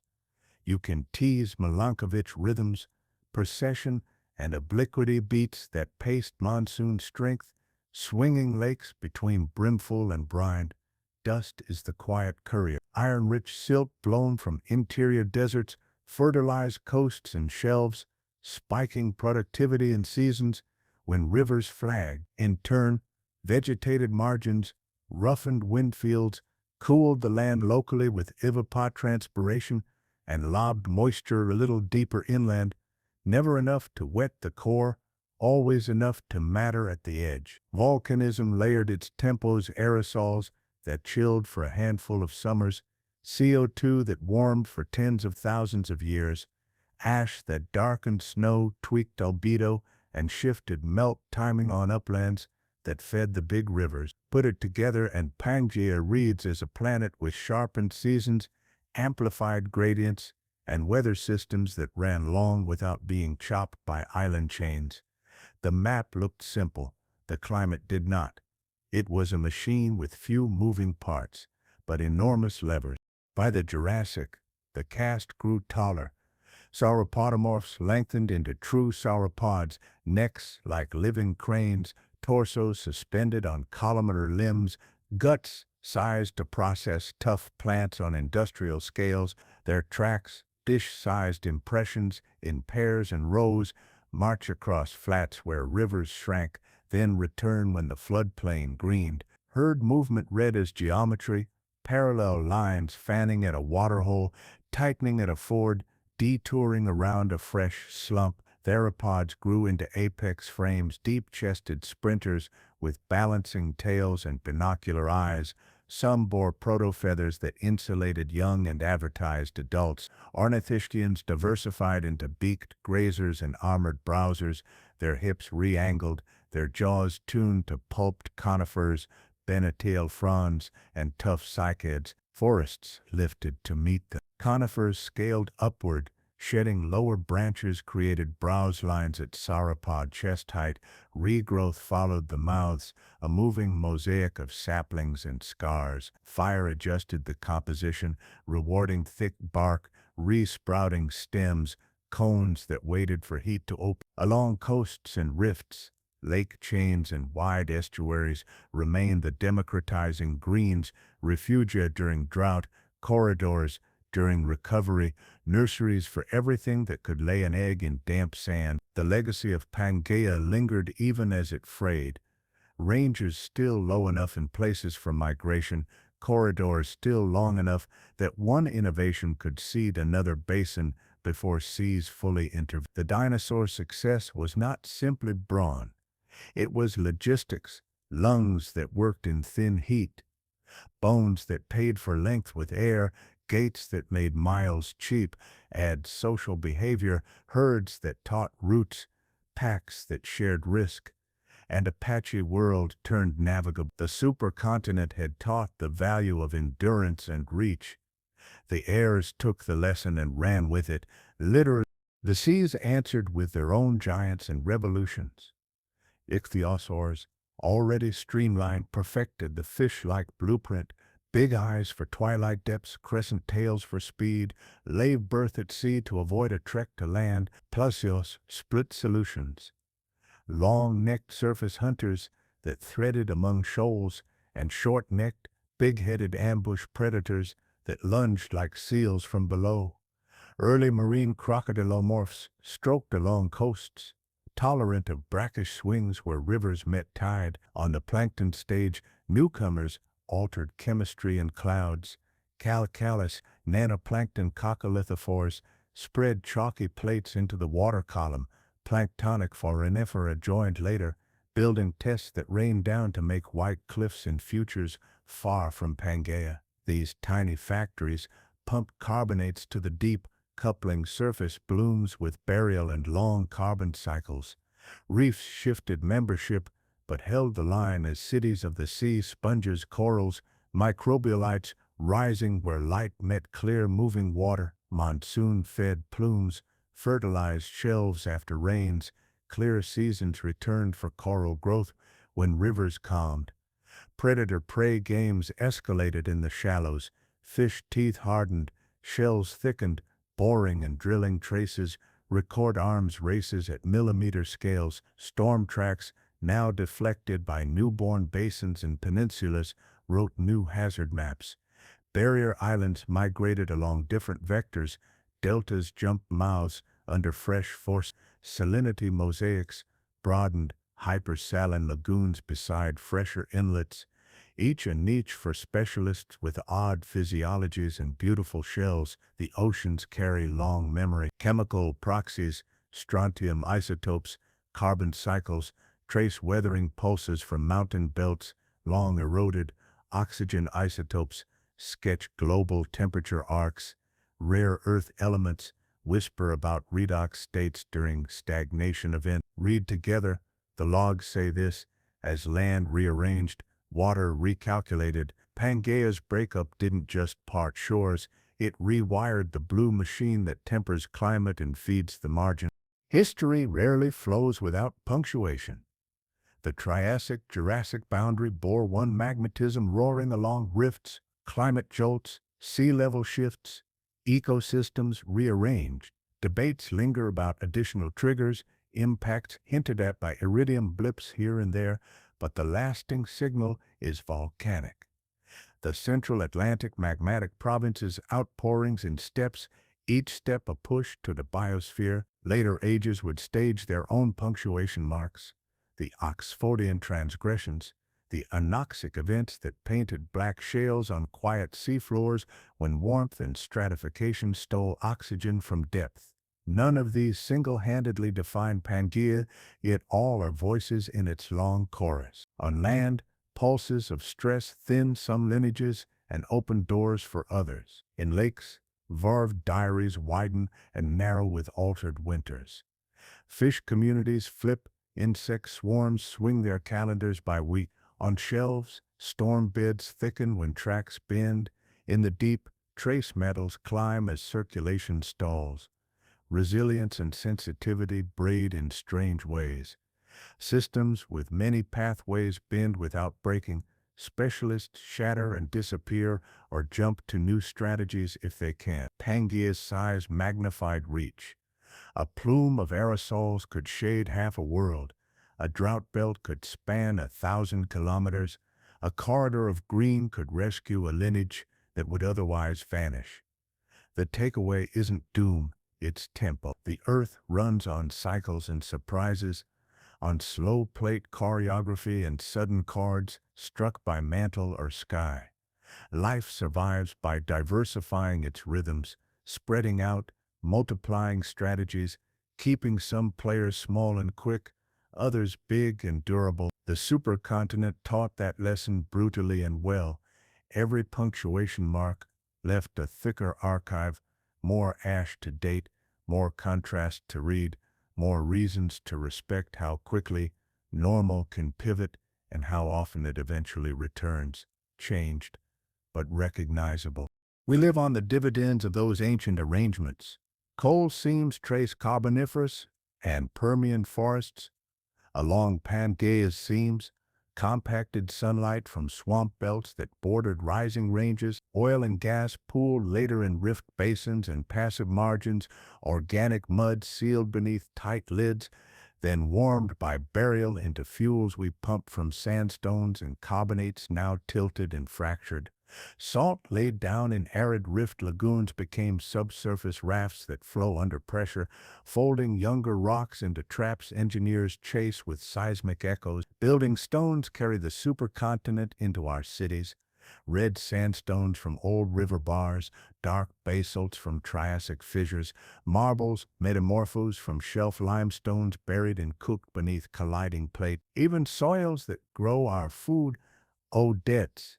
Lows blown from glacial outwash blankets, plains once fed by rivers trained on Pangea's ranges, volcanic ash from far younger fires, still mimics the fertility pulses that ancient eruptions provided to forest, tentatively returning after water too follows those bones. Aquifers thread ancient sand bodies, springs rise where faults hold hidden ladders, karst mazes twist through limestones grown on shelves that flanked a continent now gone. In classrooms, maps of the jigsaw fit reassemble coastlines. In labs, magnetized grains and isotope ratios make that fit quantitative. On highways, every cut is a page crossbeds like frozen waves, ripple marks like thumbprints, mud cracks like maps of lost summers. Pangea isn't a myth or just a picture. It is the scaffolding beneath economies, farms, and neighborhoods. When we talk about resilience, we are talking about learning the grain of that scaffolding, where the ground will shake, where water will run, where slopes will move, where resources sit, and how long it took them to form. Deep time isn't distant. It's the floor we're standing on. Look forward and the wheel keeps turning. Plates today still creep a few centimeters a year. Slow dancers with long memory models sketch several possible futures. Amasia clustering around the Arctic as the Americas, and Asia close the Pacific bite by bite. Novo Pangea stitching the Americas to Antarctica and on to Australia. Pangea Proxima reassembling a ring with a hot desert core and a stormy rim. Each scenario depends on which subduction zones survive, which new ones ignite, which ridges wane, which slabs tug hardest from the deep. Whatever the path, the physics will rhyme with the path. Assemble a supercontinent and interior dryness grows. Monsoons strengthen around the rim, biodiversity pulses as ranges expand and then provincialize when seas return. New mountain belts will rise where seams tighten, new basins will sag and collect the next libraries of mud, sand, and bone. Future geologists, whatever their hands look like, will read our seas in magnetic stripes, our climates in carbonates and salts, our extinctions and recoveries in shell chemistry, pollen rains, and the sudden absences of once common bone. If they stack our continents again on their screens, they'll watch the Atlantic fade back into valleys and the Pacific become the old big ocean of the day. It sounds epic, but it's also ordinary. Given time, the mantle convects, the lithosphere answers, and maps change. The lesson of Pangea isn't to fear the wheel, it's to learn how to live on it. Plan with plate rates in mind where coast will go, respect floodplains that move, site cities with faults and fans and fire in the calculus. We are brief, but we can be wise within brevity. The ground keeps writing. We can learn to read. Take one last walk along a suture now, half a world apart. Start in the Appalachians, where billion-year gates glints under lichens and rivers braid over cobbles toughened by pressure and time. Fly in your mind east to the Scottish Highlands and feel the same hard music under your boots. Hop to Morocco's Middle Atlas and run your hand over sandstones that sat on the same shelf before the Atlantic exhaled between. Break a basalt column in the Hudson Valley and match it to cousins in Portugal's cliffs. Hold a Glossopteris leaf from India and watch it rhyme with a fern imprint from Antarctica. Stand on a modern delta and imagine it as a stack of gray laminae in a core someone will split in a lab 100 million years from now. Smell resin in a conifer forest and think of Triassic sap boiling under a lightning strike. Kick a dune crest and hear wind that once ran unbroken from interior to coast. Pangea is not nostalgia, it's orientation. It teaches scale, patience, and the comfort that Dan has patterns. When the map feels chaotic, remember that the planet has done this before. Gathered, breathed as one, and let go. Rivers will relearn paths, Mountains will rehearse, seas will take and give back. Our task is simpler and harder. Know the grain underfoot, respect the flood's memory, stop building to forgetful rhythms, and tell the story often so the future has bearings. The continents will drift either way. What stays with us is the skill of listening to stone, wind, and water, the old languages that make a world. Not all fossils are bones.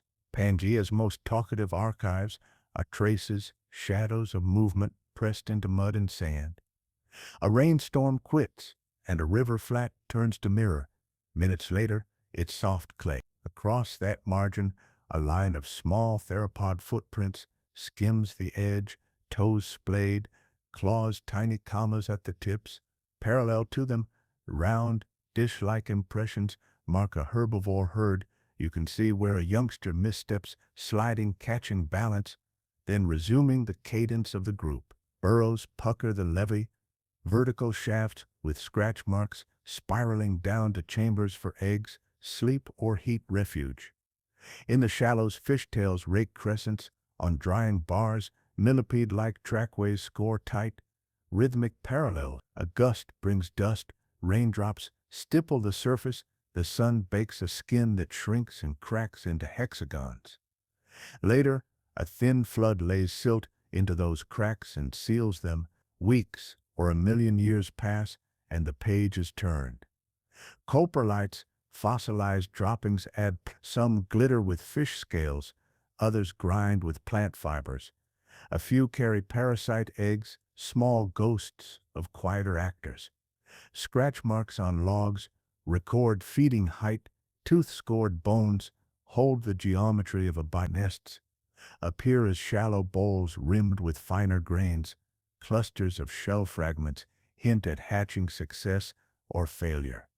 In lake muds, invertebrate traces braid the surface, U-shaped dwelling tubes, grazing meanders, escape spirals where oxygen vanished too quickly. Each trace is behavior caught mid-act, walking, resting, feeding, fleeing, courting, caring.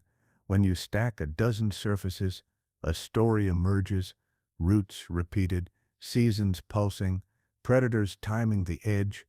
Bones tell who was there, tracks and traces tell what they did, when, and sometimes why. On a continent this open, ichnology is the biography of motion. Open a field notebook to the mechanics of Pangea's rivers, and the shorthand becomes a language. Cross beds, inclined layers inside a sandstone, record migrating dunes under flowing water. Measure the angle and grain size, and you estimate depth and velocity. Read paleo-current directions, and you rebuild where upstream lay. Ripple marks come in two dialects. Asymmetrical ripples point with the flow. Symmetrical ripples sway under waves in shallows. Mud drapes between sand lamina. Flag, tidal influence. Two tides, two drapes, a day. Written thin, point bars, the inside of meander bends, stacked tangential foresets. Each set is a small advance, downslope, as the channel chews its outer bank.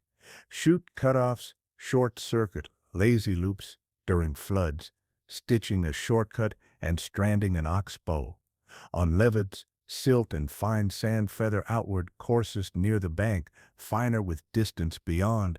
Crevasse splays, fan-shaped pulses flare where a bank failed, recording the breathless hours when water found a new way. In braided reaches, wide, shallow channels split around bars that grow in drought, vanish in flood, return with new geometry.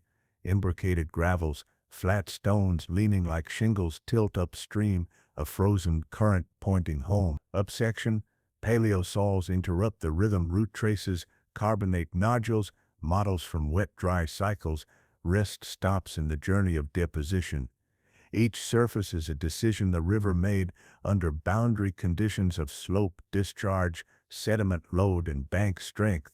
Over centuries the channel migrates, over millennia the valley widens, or in sizes. Over millions of years the whole system shifts with uplift and base level change. Drop this grammar onto any rift valley, and you can map where flood risk lived, where water lingered in drought, where corridors for life ran season after season. For your video thinking shots, cross-bed close-ups, ripple fields, bar tops, bank failures, each is time, in motion, pause. Pangea's assembly and unraveling forged metal stories too. Along collision belts, fluids rose through fractured crust, depositing quartz veins laced with gold where pressure and chemistry flip. In volcanic arcs and back arc basins swallowed during suturing, hydrothermal fluids built volcanogenic massive sulfide VMS deposits, stacked lenses of copper zinc lead with silver and gold as brilliant footnote. In the supercontinent's arid interiors and rift shoulders, red bed sandstones and conglomerates hosted sedimentary copper, native metal, and sulfides precipitated where oxidized brines met, reduced horizons. Evaporite pans left halite and gypsum in thick white books.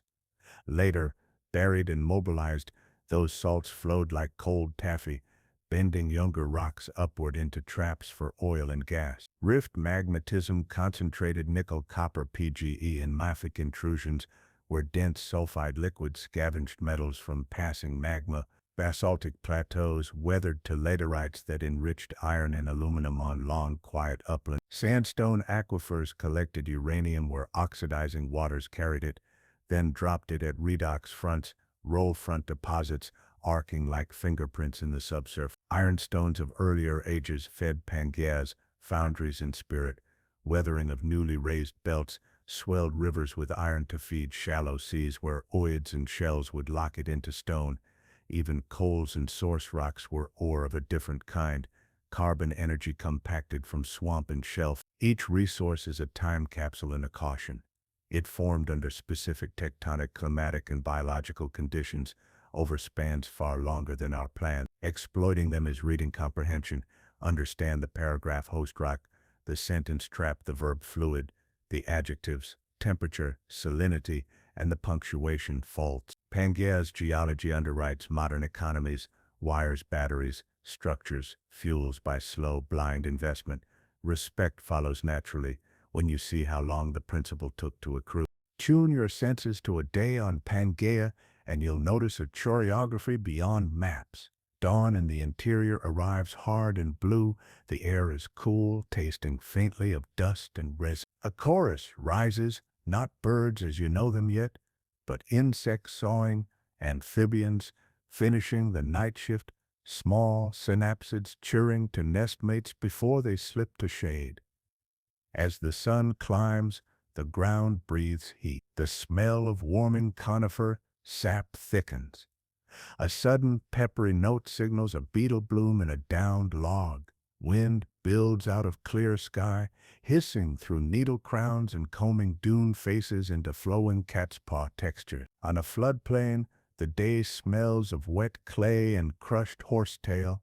A distant crack is a bank calving into the channel, followed by the low roar of a logjam shifting. Noon silences motion in the open.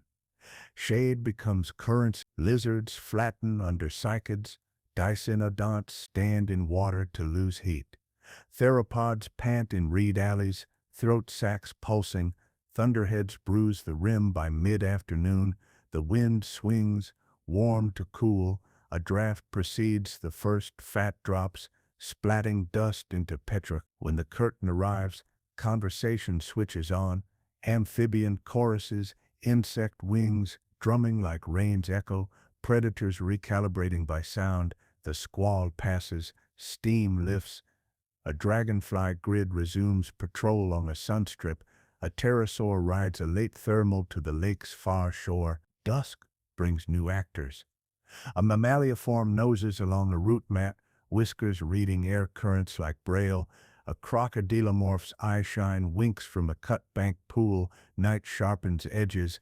The desert sky snaps to velvet. The forest holds heat and smell. Somewhere, wildfire writes a red line under clouds. Resin hissing, charcoal scent rolling low. Sleep comes light. The continent hums. You can visit fragments of this story in today's landscapes. Rooms of Pangea left open stand before towering cross-bedded sandstones in desert parks, and you're at the feet of ancient dune seas that once marched along the supercontinent's interior. Walk red cliffs striped with white gypsum, and you're skirting evaporite pans that baked under subtropical highs. In rift valleys now softened by farms and towns, basalt steps and lake muds, alternate pages from nights when fissures glowed and mornings when fish finned among pumice. Hike a metamorphic core where gneiss and schist glitter, and you're touching roots of mountains that once held up weather and stole rain. On a coastal plain, dig into loose sands above clay paleosols. Those steps seaward are fossil shorelines, frozen pulses of sea level like breath marks. In temperate forests, find fossil trackways on creek slabs, tridactyl prints, belly slides, raindrop impressions, ephemera made permanent. Follow a river that braids and builds bars. Watch it cut its own curve at high water. Note driftwood caught at bends, and imagine it as tomorrow's living. Visit a salt dome province where subsurface halite has flowed and lifted younger rocks into gentle arches, a slow-motion underfoot you can't see but can map. In a museum drawer, match ammonites from coasts, now oceans apart. In a classroom, stack magnetic stripes from a mid-ocean ridge and feel the seafloor spread. Fieldcraft is translation. Modern dunes whisper the physics. Ancient dunes shouted. Present rivers rehearse past strategies. Today's coasts migrate as yesterday's did. For your video, pair present shots with ancient reconstructions, a dune face rippling under wind, then a CGI pan across Triassic sands, a braided channel at flood, then a rift valley seen from above. The rhyme is the point. Unseen legions ran Pangea's engine, microbes in soils, on bare flats between floods. Microbial mats stitched grains together, trapping silt into paper-thin laminae that wrinkled when shrunk and cracked when dried. In tidal flats and lake shallows, they built stromatolites where grazers were scarce. Layer upon layer of sticky life, bubbles of oxygen caught at noon. On land, biocrust, darkened surfaces, cyanobacteria, lichens, fungi binding fines, reducing wind erosion, catching rare seeds. Paleosols recorded roots as ghostly vertical tubes, models where iron moved with wet-dry swings, carbonate nodules that grew like buttons around soil-water chemistry. Fungal threads, mycorrhizae linked plant roots to mineral surfaces, trading sugars for phosphorus and water, letting conifers stand taller on poorer ground. Charcoal is a microbial love letter to fire, inert, porous, black, evidence that lightning visited and that ecosystems evolved with flame. It sweetened soils by holding nutrients in water. It archived burn seasons in every horizon where it lies. In riverbanks, bacterial film slicked mud. In springs, microbialites ringed vents with textured rims.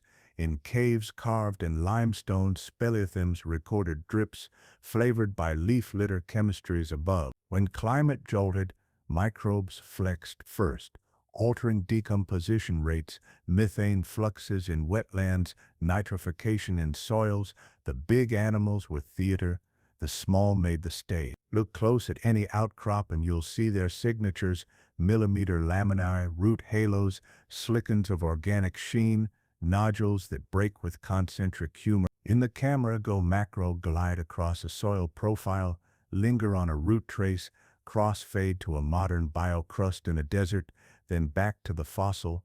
Say it simply: without microbes, forests are slower, rivers dirtier, deserts looser. Pangaea breathed through lungs you needed a hand lens to see.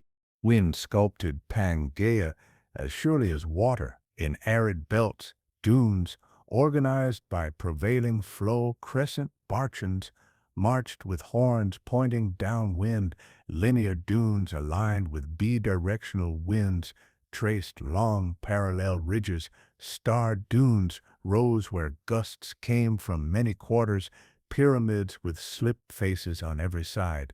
Cross-bed sets in ancient sandstones preserve those shapes, low-angle foresets for gentle winds, steep avalanche faces for grains cascading on lee slopes, interdune flats held ephemeral ponds after storms, laying thin muds later cracked and infilled. Far beyond dune fields, dust rose, silt lifted from dry lakes and floodplains, lofted on thermal plumes, crossed belts of forest, and fell as loess when wind slowed at topographic steps.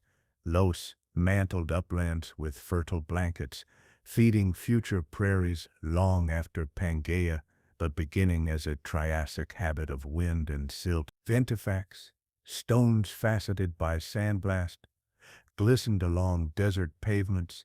Yardings, streamlined ridges, emerged where cohesive beds yielded to directional abrasion.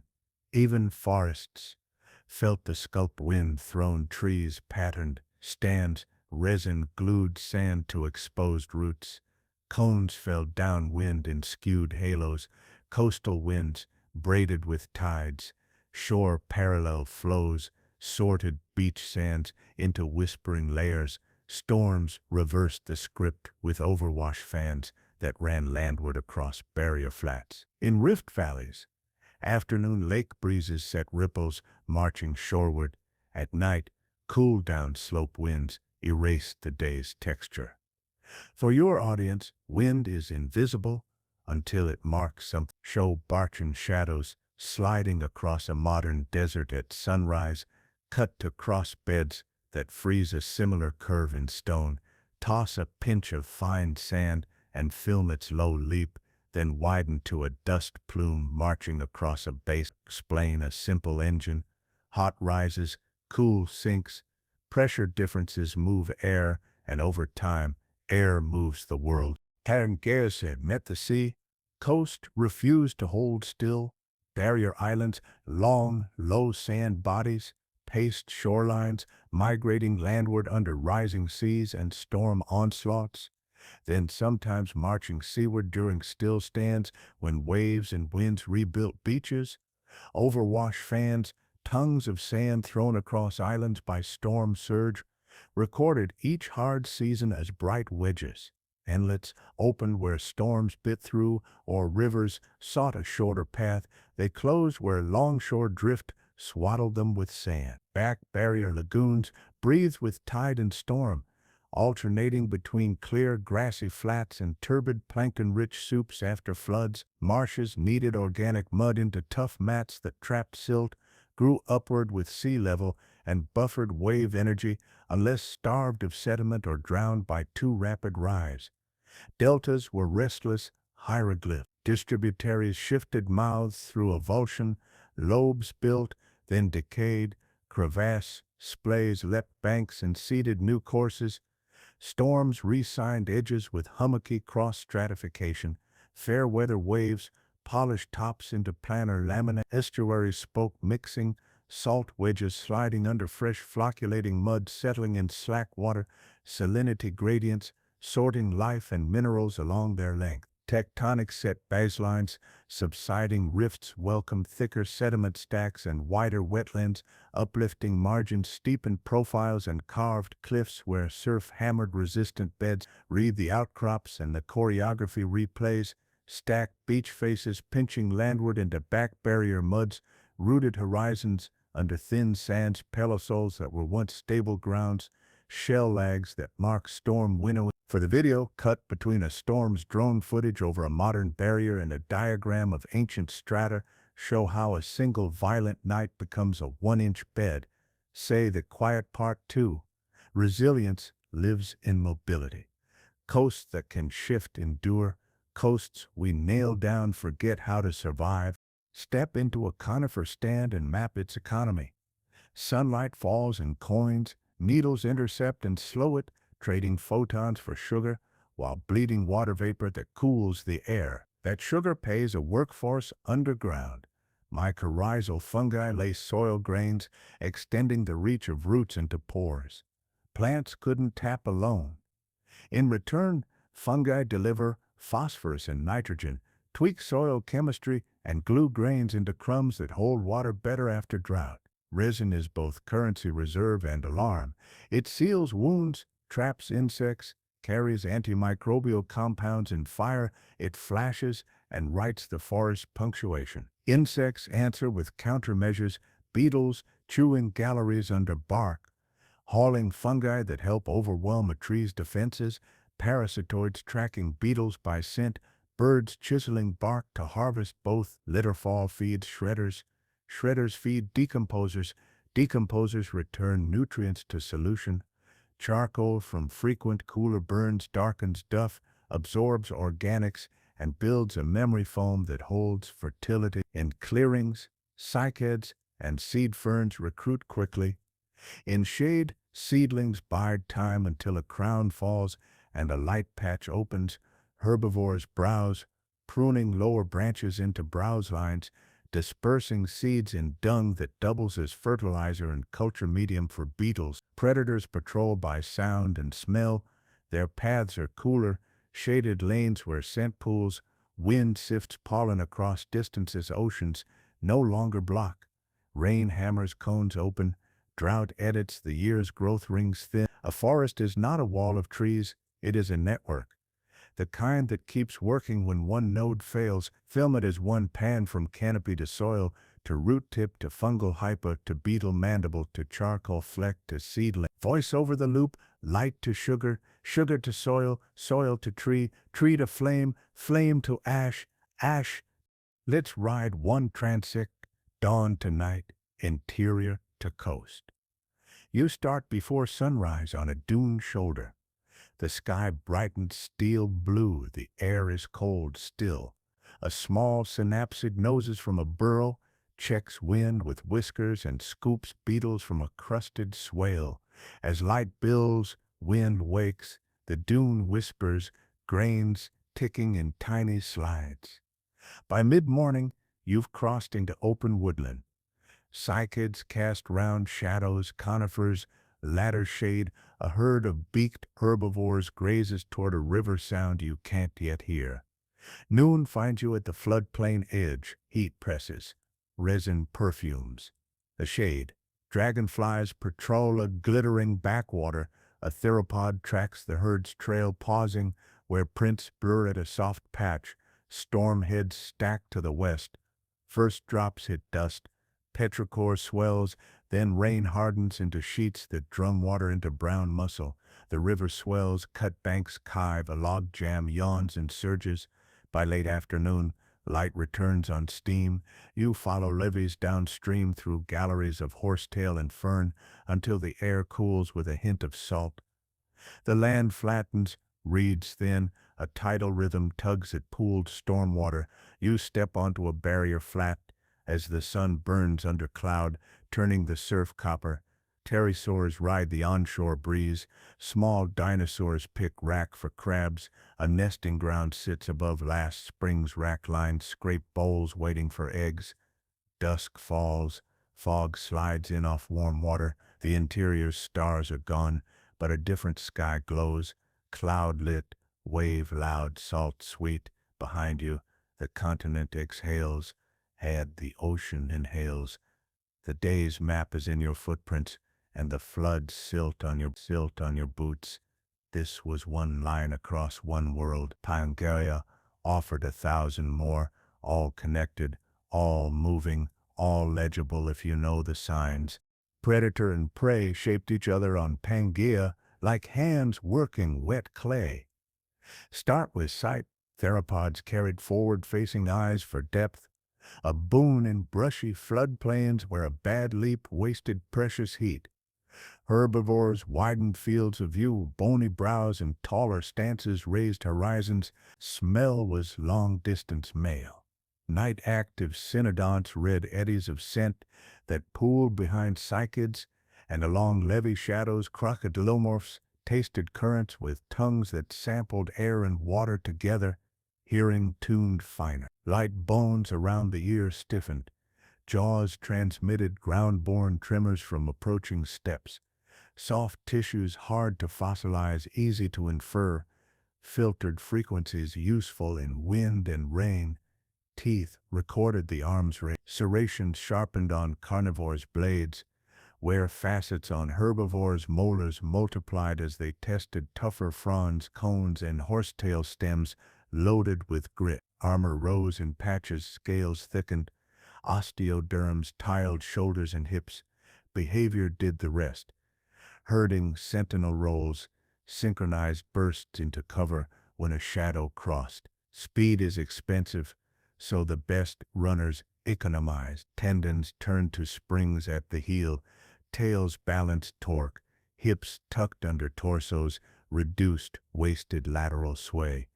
Ambushers invested in patience, cryptic striping, low profiles, shaded lanes along reed edges where thermals betrayed bodies before steps did. Tactics scaled with weather. Monsoon seasons damped scent, muffled footfalls, and crowded prey to shrinking dry islets between floods. Dry months, scattered grazers, thin across distances that rewarded endurance hunters and punished sprinters. Even microbes weighed in, souring carcasses on hot bars and forcing scavengers to arrive early or not at all. Every landscape feature bank, dune, logjam, lava step was a lever either side could use. Over millions of years, no design won permanently. The win was dynamism itself. In a continent, this open flexibility outlived specialization, and senses not size paid the best dividends. Reproduction strategies wrote quiet revolutions. Amniotic eggs, self-contained worlds with shells and membranes, freed reptiles and synapsids from rivers, letting them climb dunes, traverse rifts, and colonize levees that rarely flooded. Nesting sites clustered along thermal gradients, north-facing slopes for cooler incubation, warm sand flats above highest spring tides for steady heat. Some dinosaurs likely scratched shallow bowls and covered eggs with vegetation that composted, trading sunlight for microbial warmth. Others laid in open clutches where sun and wind kept fungi at bay. Parental care varied. Trackways suggest small-bodied theropods patrolled nest rings. Hatchling prints associated with adult steps hint at broods escorted to safer cover. Cynodonts deepened burrows into nurseries, a primary tunnel, side chambers lined with shredded plant fiber, and a narrow chimney for ventilation masked by stones. Shell chemistry, oxygen and carbon isotopes, recorded water sources and diet during development. Thickness patterns implied gas exchange tuned to local humidity. Clutch size balanced risk. More eggs in exposed sites offset predation. Fewer eggs with larger yolks boosted hatchling lock-and. Where food was patchy, plants wrote their reproductive math too. Pollen grains evolved textures to ride wind farther or cling to insects. Cones staggered timing between male and female phases to reduce selfing. Cycads recruited beetles with scent traps, then paid them in pollen. Fire-shaped schedule. Serotinous cones held seeds until heat cracked resins. The first post-burn storms cast them into ash-softened soil. Floods reset calendars along rivers. Seeds rode rafts. Oxbow margins became seedling carpets. The next avulsion either spared them or didn't. Even microbes midwifed life. Biofilms sealed egg pores in wet weeks. Fungi guarded some roots and raided others. Mats stabilized nursery sands against gusts. Across Pangea, survival favored those who matched cycles, rain, fire, cold snaps, and spread bets across space as well as time. Beneath the greener veneers lay ancient shields, cratons, cold, buoyant keels of Archean and Proterozoic rock that rode through Pangea's drama with stoic endurance. These deep roots stiffened the lithosphere, steering rifts to weaker margins and herding sutures around their edges. Kimberlite pipes, volatile charged eruptions that rise fast from mantle depths, punctured some cratons, freezing diamonds and mantle xenoliths like postcards from below. Ophiolites, slices of ocean crust and upper mantle, were stranded on land where plates jammed and one refused to dive. Their pillow lavas, sheeted dikes, and peridotites became field guides to oceans that vanished in assembly. Suture zones, braided multiple rock languages, high-pressure metamorphic belts with blue schists, or eclogates, where slabs had been dragged deep, synccollisional granites, where crust melted under load, and melange, chaotic mixes formed in subduction wedges farther outboard, accreted terranaes, small crustal rafts with distinct magnetic and fossil signatures latched on like flotsam stitched to a hull. Later, when Pangea stretched, those patched seams directed the tier. Pull-apart basins formed along strike-slip faults. Half-grabens tilted blocks like books on a fallen shelf. In the voids, sediments began their patient work. Fans, lake muds, ash beds, lava. The mantle answered with hot spots. Some fixed long enough to leave chains of volcanic scars. As plates drifted overhead, geophysics sees the ghost now. Seismic waves slow under warm plumes, speed through cold slabs, sinking at margins. Gravity maps outline buried basins like fingerprint whorls. Magnetics trace dikes in invisible swarms. Cratons gave Pangea resilience. Margins gave it expression. Together they set the rhythms of uplift and sag, of river birthplaces and marine shelves. To walk a ridge of ancient gneiss is to stand on the planet's ballast. To peer into a rift lake core is to read how even ballast yields. When the mantle rearranges its convection, carbon cycle through Pangea as pulse and drag. Weathering on rising ranges consumed atmospheric CO2 as rain, slightly acidic, dissolved feldspars and mafic minerals, freeing cations that rivers ferried to seas, where they paired with carbonate and settled as lime muds and shells. Uplift sped the reaction by exposing fresh mineral surfaces. Erosion refreshed it. Vegetation amplified the drawdown. Roots exuded acids.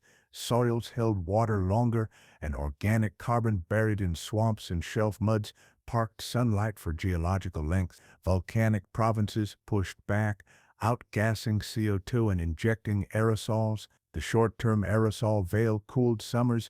The long-term greenhouse warmed decades to millennia. When warming and stratification slowed deep ocean breathing, oxygen thinned at depth. Anoxic events painted black shales, organic rich layers that smell faintly sweet even now in fresh core. Trace metals, molybdenum, vanadium spiked there. Sulfur isotopes swung as bacteria chewed sulfate and exhaled sulfide. Biomarkers preserved whisper which microbes answered first. On land, drought belts widened, fires edited forests, dust lifted and seeded distant shelves, nudging productivity up until nutrients ran short again.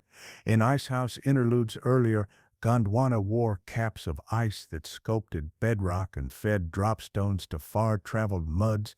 Glacial scratches on pavements in now tropical zones prove continents wander and climates swing. Pangea's geometry tightened feedbacks. Big interiors amplified heat and cold. Long coasts amplified monsoon contrasts. Connected land sped biological and chemical signals across distances that today require ships and jets. Over millions of years, the carbon ledger stayed roughly balanced. Mantle emits, weathering and burial withdraw. Punctuation marks, flood basals, methane burps from warming shelves, or rapid mountain growth, tilted books, temporarily. Each tilt left signatures decked by sea, excursions in limestones and organic layers, fossil turnovers, lithologic shifts that make time correlation possible today, pinning crises and recoveries to a common clock. Fieldwork turns such abstractions into touchable time. A geologist kneels at an outcrop and sketches contacts, sandstone over shale, an ash bed tucked thin between perfect for dating if zircons hide inside. A handheld magnetometer sniffs polarity. A Jacob's staff measures thickness bed by bed. A Brunton compasses strike and dip so maps later fit where they should. In camp, samples bag and label. In labs, they become dust and data. Zircons liberated from ash grin under cathodiluminescence, zoning like tree rings, uranium-lead clocks tick in tandem until concordant ages converge. Carbonate powders fizz in acid, isotopes trace climate curves through subtle shifts. Thin sections under polarized light turn anonymous rock to mosaics of quartz, feldspar, mica, their textures reading cooling rates, pressures, fluids that came and went. Seismic lines stack reflections to sketch basins the sun will never see. Cores rise from kilometers down, clean cylinders of mud and sand with stories written in burrows, shells, pollen, drones and satellites extend eyes, dunes migrating in time-lapse, rivers avulsing, shorelines stepping landward after storms. None of it matters without context. That ash bed means little until it aligns with an ammonite zone 2 continents away. That isotope bump becomes forceful when it repeats in lakes and seas and soils of the same age. The modern river at flood calibrates ancient cross beds. A controlled burn teaches how charcoal lodges in forest duff and then in streams. For a video, show the chain hammer blow, sample lab, graph, map, model, then back to field with better questions. Science here is less eureka than accrual, receipts gathered across seasons and lifetimes, checked and rechecked, until the Supercontinent's movie plays smoothly enough that you can pause it anywhere and know where you are. Biogeography across tightening straits shifted from freeway to ferry. Early on, wide corridors let archosaurs, synapsids, and plant lineages spread almost without friction. Identical synapsid burrow casts appear from Karoo basins to South America. Seed fern leaves stamp coal seams across India and Australia. As rifts deepened and seas lapped in, pathways narrowed to isthmuses, archipelagos, and river deltas during low stands. Dispersal turned opportunistic. Rafting on storm-torn mats carried small reptiles and insects between near shores, wind-lofted pollen and tiny spiders. Migratory flyers stitched gene flow across hundreds of kilometers in a day. Provincialism grew. Northern and southern floras diverged across climate belts and water gaps. Faunas forked into sister clades tuned to local foods, predators, and seasons.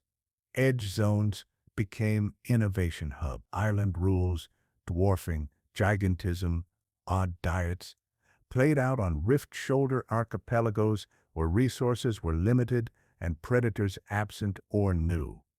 Estuaries mixed, fresh and salt species, brackish-tolerant lineage found stepping stones along entire margins. Mountains rising on sutures, split populations along cool ridges, rain shadows made deserts that even flyers hesitated to cross without long, risky flights. All the while, occasional low stands renewed contact, stirring the pot. The result looks like braided rivers of lineage, strands part, run parallel, sometimes rejoin, sometimes end. Modern distributions retain conifers with disjunct ranges on continents long parted, insect families with near global reach that likely dates to pre-breakup corridors, freshwater fish clades confined to basins that once touched. Pangea's legacy is a mix of sameness born of union and variety born of divorce. For narrative, map it as pulses of connection overlaid on a slow fade to separation, with life improvising crossings until the sea said no or narrowed enough to blink yes again, always testing, always sending scout. At intervals, Earth's chemistry lurched in ways even rock notices. The end Permian crisis carved a canyon in the DRTC record. Carbon isotopes in carbonates and organic matter plummeted worldwide, reflecting a flood of light carbon from volcanic CO2, methane from warmed shells, and collapsing productivity. Sulfur cycles swung as well. Pyrite sulfur isotopes tell of leukemia, sulfidic waters spreading into shallow seas when overturned stalled. Mercury spikes in sediments flag volcanic outgassing. Nickel anomalies hint at metal-rich plumes, fertilizing blooms that later starved the deep of oxygen. Later anoxic events, less total but still broad, printed black shales across basins during greenhouse beats, warmth, sluggish circulation, high sea levels that broadened stratified shelves. On land, charcoal rains waxed and waned with climate and oxygen. Spores and pollen assemblages turned over, logging plant community flips after droughts, fires, or floods. These geochemical chapters knit timescale. Where fossils are scarce, isotopes carry the baton. Where lithologies repeat, trace metals and biomarkers discriminate between lookalike beds.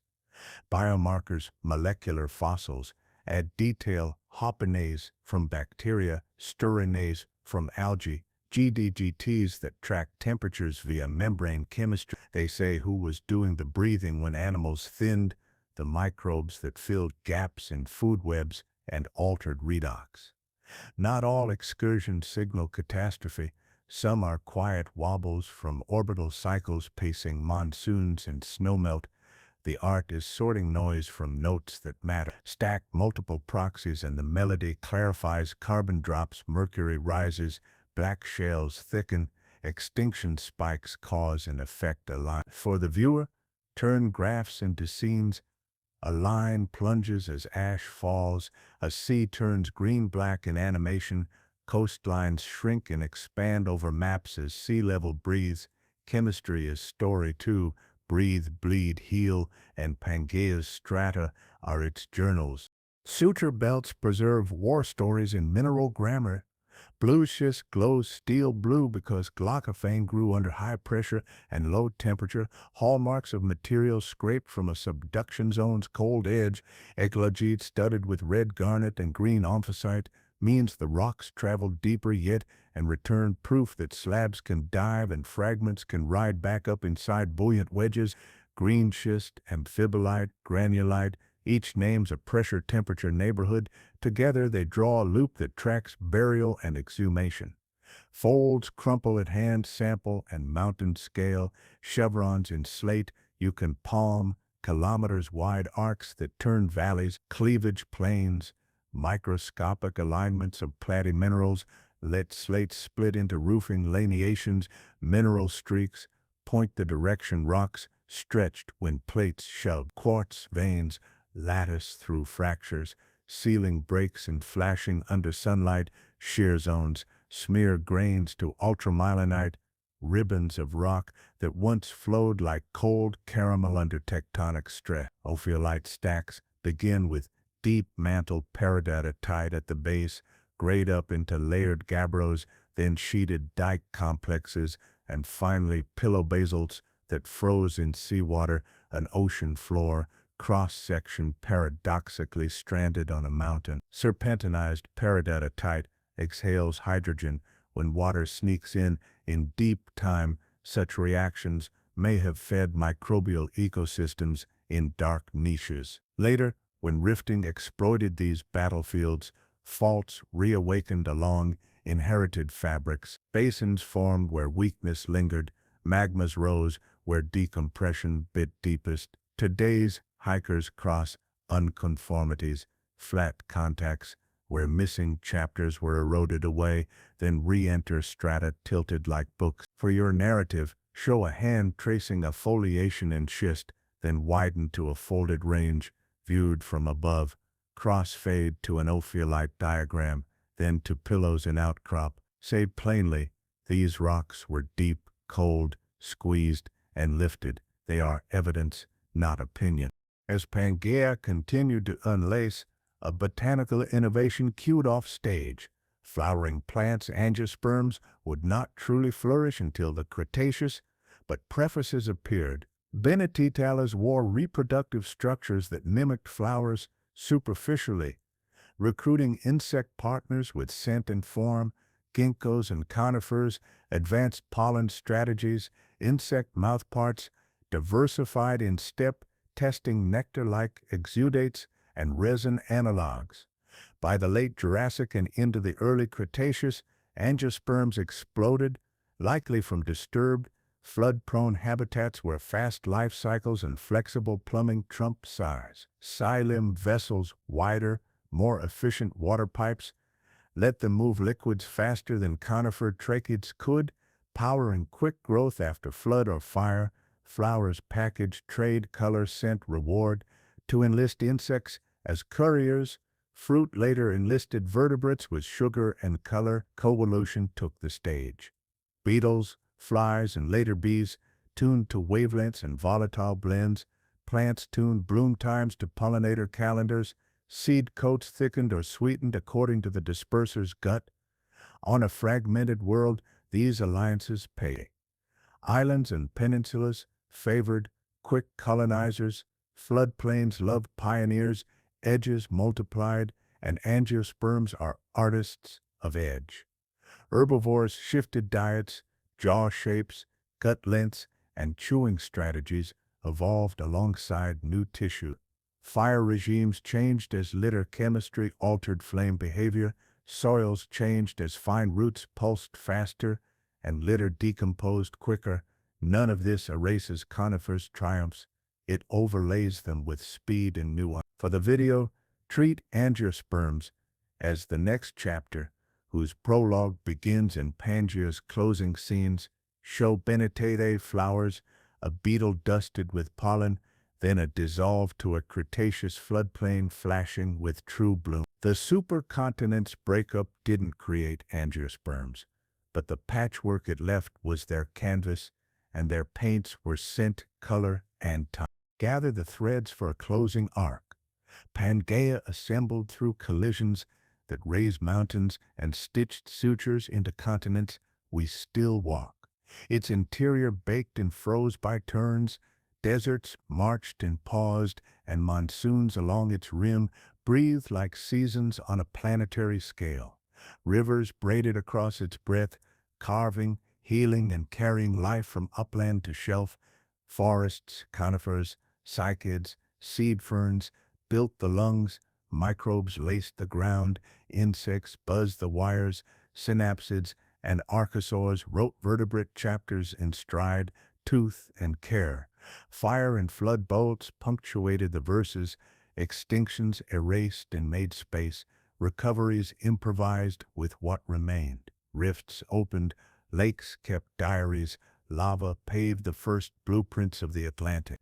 As the continent frayed, coasts multiplied, winds learned new routes, and life split into dialects that would mature into the diversity we inherit. The rock record kept receipts, trackways, mud cracks, varves, ash beds, isotope curves, ophiolites, magnetic stripes, each a datum, together a film. Our modern world, its fuels, ores, soils, aquifers, and skylines, rests on those arrangements, and our future will ride similar levers as plates continue their slow rehearsal toward the next gathering. The lesson is practical and a little beautiful.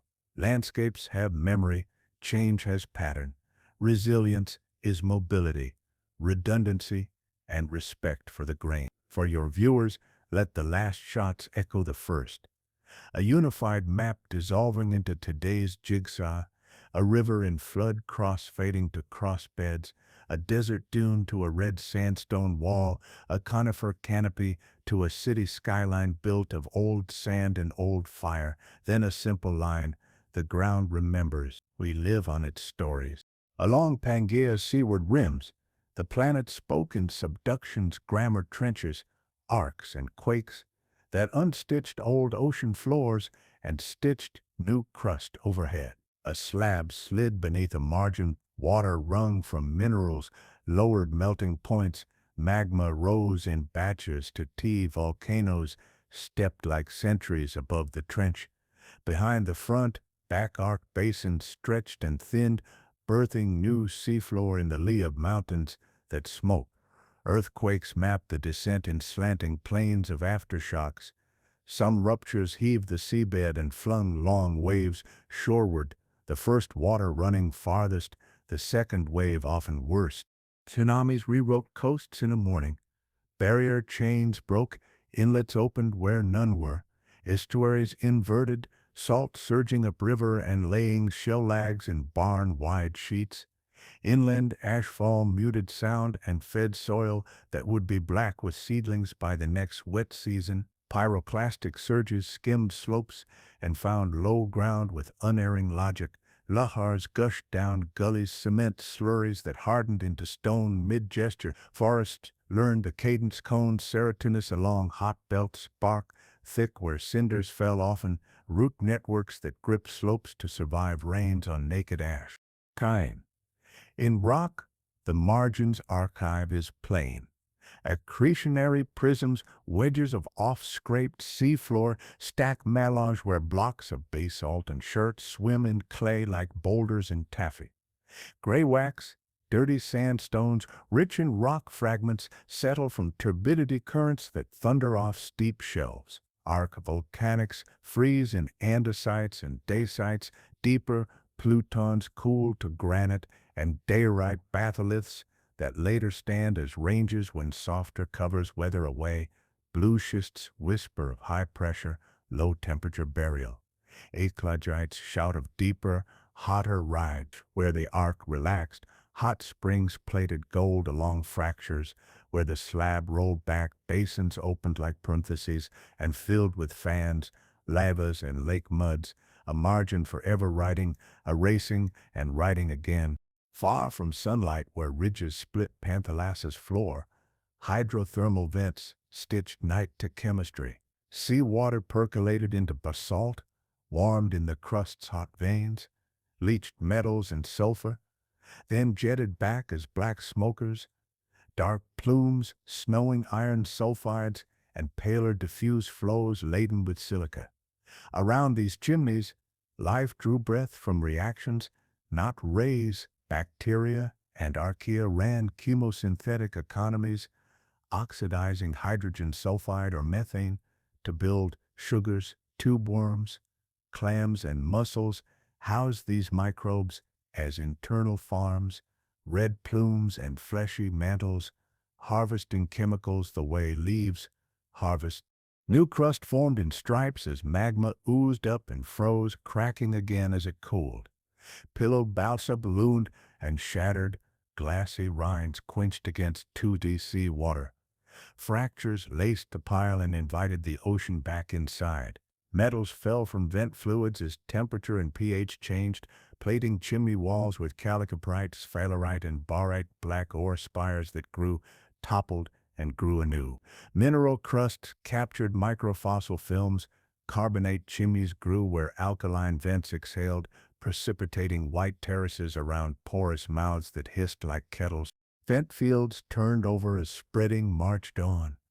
A chimney city active for decades winked out when the heat pulse shifted. Communities dispersed along basalt corridors, larvae riding deep currents until chemical cues said home. Elsewhere, seeps bled methane. At the edges of buried organic muds, cold water corals colonized and carbonate ice formed within the sediment. When anoxic spasms reached shallow seas, deep vent worlds carried on, insulated by depth, fed by the planet's interior. In the rock record, massive sulfide lenses and exhalative layers serve as bookmarks, a hot breath in a chapter otherwise written by mud. In a video shown night lit by chemistry, white plumes, red gills, sparkles of metal in artificial light, and say simply, where heat and water meet stone, life finds a way. Where Pangea's carbonate shelves rose broad and warm, rain and time carved cathedrals underground, slightly acidic water seasoned by CO2 from soil, sank through fractures, dissolved limestone grain by grain, and braided voids into caves, conduits, and entire karst aquifers. Springs returned the water in blue mouths at valley feet. Sinking streams disappeared into swallows, reappeared miles away, and taught surface rivers humility. In darkness, stalactites stitched ceilings, stalagmites shouldered up from drip marks, thin soda straws lengthened by a breath per century, flowstone glossed walls like frozen waterfalls. Chemistry wrote slowly and legibly.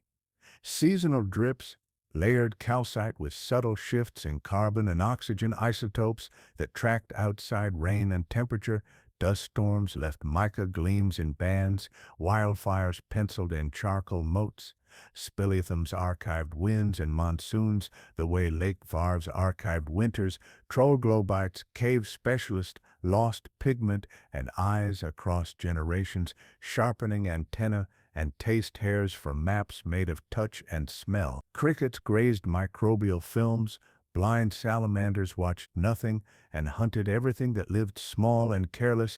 Above, Dolan's dimpled plains where roofs sagged, sudden sinkholes flared when a chamber's arch failed, swallowing trees and parts of flood plains in an afternoon. Farmers learned to read subtle swales, to avoid building where the earth preferred to edit itself. Down in the phreatic zone, holy water-filled passages shone like glass pipes. Floods pulsed dye tracers through the maze with speed that surprised surface intuition. Karst moves like a subway, not a sponge.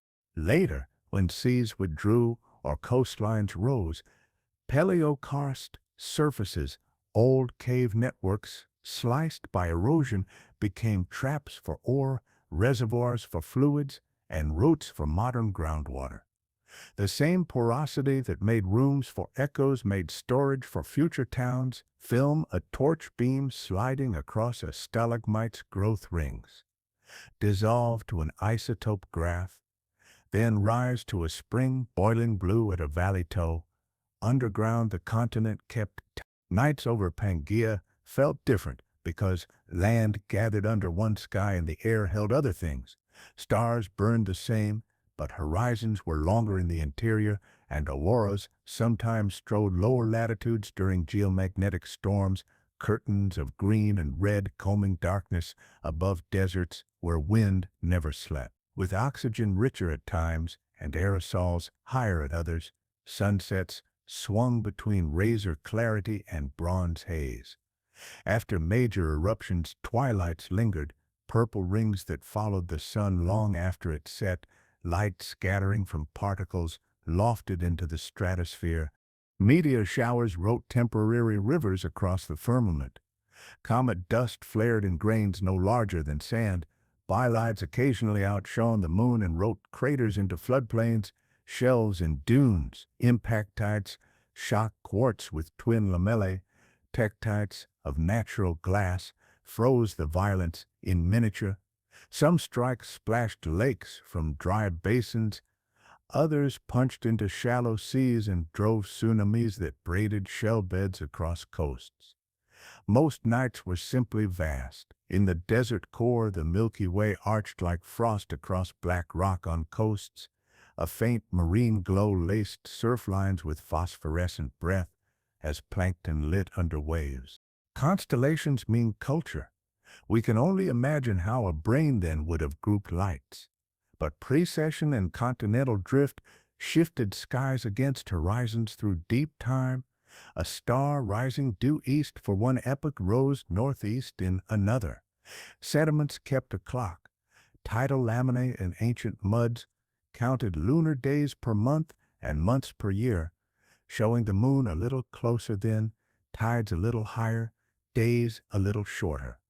The planet spun faster, friction slowed it grain by grain.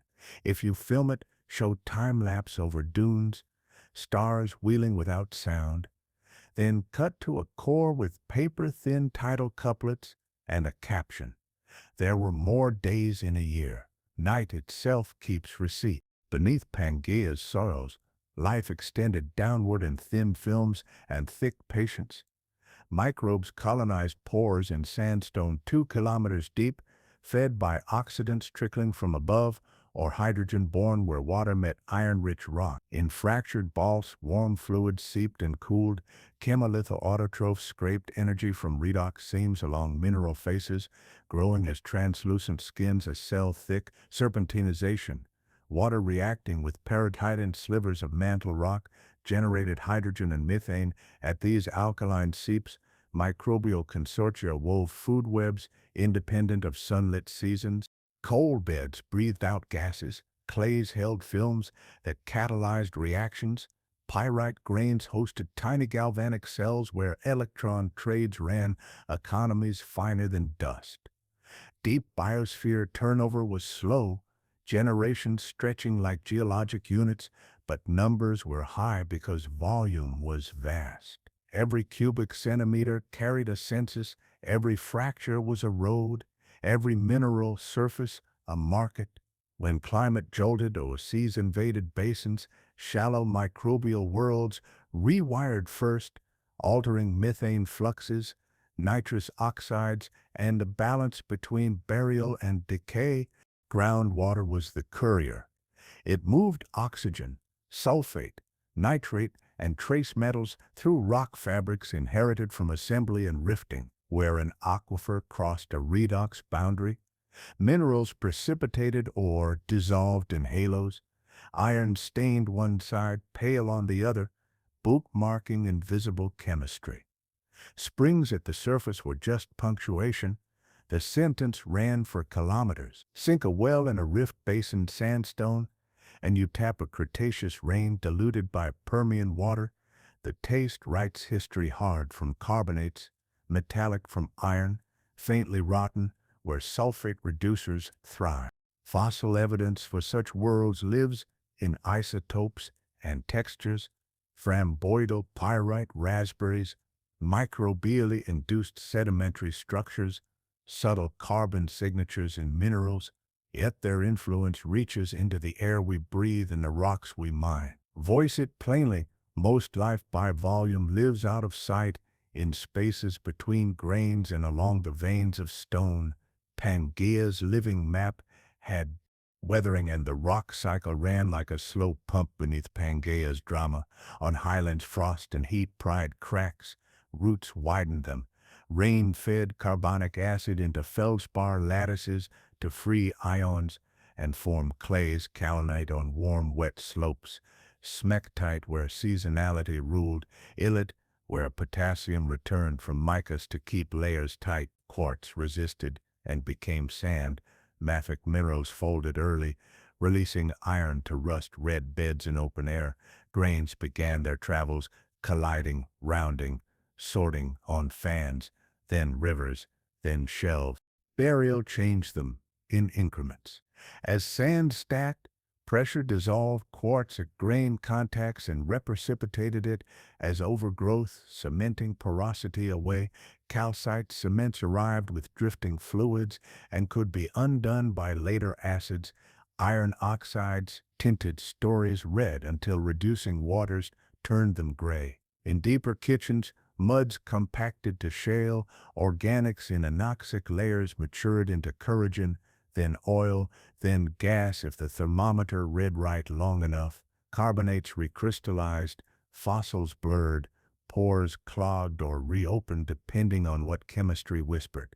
Uplift and erosion returned lithified books to weather. Unconformities, missing years to missing epochs, lay as flat excuses between tilted chapters. A basalt flow baked its floor to brick and drew sharp lines. An ash bed gifted zircons that would, much later, give dates like coordinates pinned to maps. Metamorphism rewrote scripts under pressure and heat, shale to slate to schist, sandstone to quartzite, limestone to marble, shear zones smeared grains to flour, veins crosscut and healed wounds. The cycle is patient and cumulative. Landscapes you see as hills and flats are just states along a loop that moves, matter and elements around the machine, uplift, weather, transport, bury, heat, squeeze, uplift again. For the frame, let raindrop on granite dissolve to clay under microscope, let river load become delta, let core sample show tight quartz overgrowths, then widen to a mountain cut by a road where all of it is legible in a single glance. From Pangea's ledger, we borrow not just wonder, but working rules. First, mobility is resilience. Coasts endured when islands and barriers could migrate, rivers healed when allowed room to braid, avulse and flood, forest recovered when fire was a frequent visitor, not a stranger. Second, redundancy tames shocks. Multiple corridors kept lineages alive when rifts flooded. Diversity of diets, sizes, and strategies carried communities through punctuations. Third, memory lives in ground and should be read before we build. Fans end in cones shaped by floods, faults, leave linear valleys, old channels reawaken on cue. Maps that ignore this are wishes. Maps that include it are planned. Pacing matters. The planet's changes are mostly slow, then sometimes sudden. People are the opposite. Fast decisions over short horizons. Pangea's story suggests how to braid scales, watch long trends, sea level rise, subsidence, erosion, prepare for short spikes, storms, quakes, fire, and avoid locking living systems into a single pose. Respect base level, the sea's quiet command to every river, and the way sediment seeks low ground. Site cities on highs that are truly high, borrow floodplains only for uses willing to move, keep estuaries porous so they can absorb the breath of storm. In resource work, treat ore and water as time-bound gifts. They formed under exact tectonics and climates. They replenish on schedules longer than any loan. Pair extraction with literacy, restore porosity where possible, leave room for later generations to choose. Education is not a footnote. A single field trip to a road cut can recalibrate a lifetime of flat maps. A hand lens over a soil profile can change how a student reads a pasture or a city lot. For your audience, end each chapter with a usable thought. Rivers remember, coasts survive by moving, fire is an editor, stone is a witness. Deep time is not distant, it is instruction. Between Pangea's stark cores and lush rims lay ecotones, transitional belts where grass-like swards met open woodland, where gallery forests stitched rivers into drier plains, where coastal marsh met back barrier scrub. These edges carried disproportionate life. Plants, layered strategies, deep-rooted shrubs, tapped old moisture, shallow-rooted pioneers, sprinted after rain, climbers climbed any frame shade offered, seeds traveled by hoof, gut, wind, flood, pollinators patrolled along ribbons of bloom that followed moisture upslope after storms and downslope in droughts. Animals used the mosaic like a calendar. Herbivore herds moved with green waves. Small browsers threaded thicket edges for cover and choice. Insectivores hunted at boundaries where prey density and visibility strike temporary truces.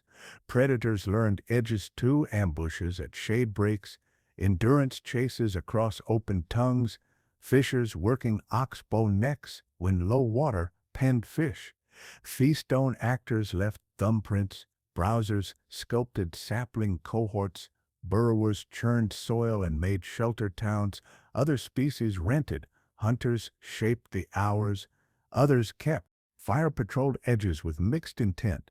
In years wet enough for fuel but dry enough to carry flame, burns swept savanna belts, checked woody encroachment, and recycled nutrients.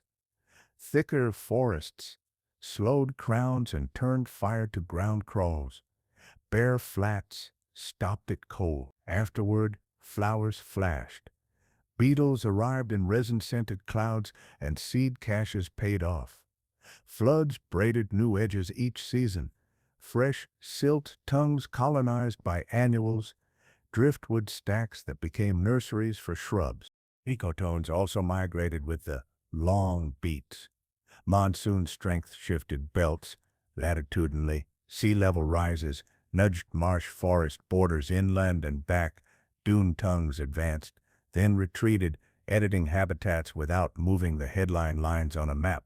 For film, fly a continuous shot from dune toe to river to back barrier marsh, noting how species swap places without a single cliff between. Edges are where options live, where resilience breeds, where the next chapter usually begins. Before Pangea's desert spread, Gondwana wore ice. In the late Carboniferous and early Permian, continental interiors at southern latitudes lay under thick sheets that flowed outward, scraping bedrock into striated pavements and dumping carpets of unsorted debris till ice where ice melted. Dropstones fell into marine muds from rafts of ice, punching soft craters, then settling with apron rims, a polka of pebbles in fine silt that later hardened to rock. When ice retreated, isostatic rebounds flexed crust, meltwater carved outsized valleys, braided outwash plains spread quartzite cobbles for leagues. Glacial grooves on ancient surfaces now bask in tropical sun in India, South Africa, Australia, and South America, their orientations agreeing once the continents are slid back into union. Varves, annual couplets of coarse and fine sediment in periglacial lakes, counted winters. Erratics, lonely boulders, far from any parent ledge, testified to ice's reach. As ice waned, sea levels rose, coasts drowned, estuaries lengthened up valleys, laying transgressive sands over tills. Vegetation marched into new ground, glossopterid forests, rooted in fresh silt, wetlands expanded, storing carbon that would later become coal. That icehouse mattered to Pangea's later greenhouse. It drew down CO2 as silicate weathering accelerated under crushed rock flour. It banked albedo as white surfaces reflected sun. It primed basins with accommodation space and fresh mineral surfaces that would feed rivers and shelves when climates flipped warm. Its fingerprints survive in rock mechanics too. Pre-glacial joints widened by freeze-thaw made seeds for later valleys. Over-deepened basins guided future lakes when rifts opened. For the video, show a glacial pavement scored like a vinyl record. Lift into an animation of ice lobes pulsing. Then cut to a present tropical outcrop where those same scratches run under your hand. The lesson is not contrast, but continuity.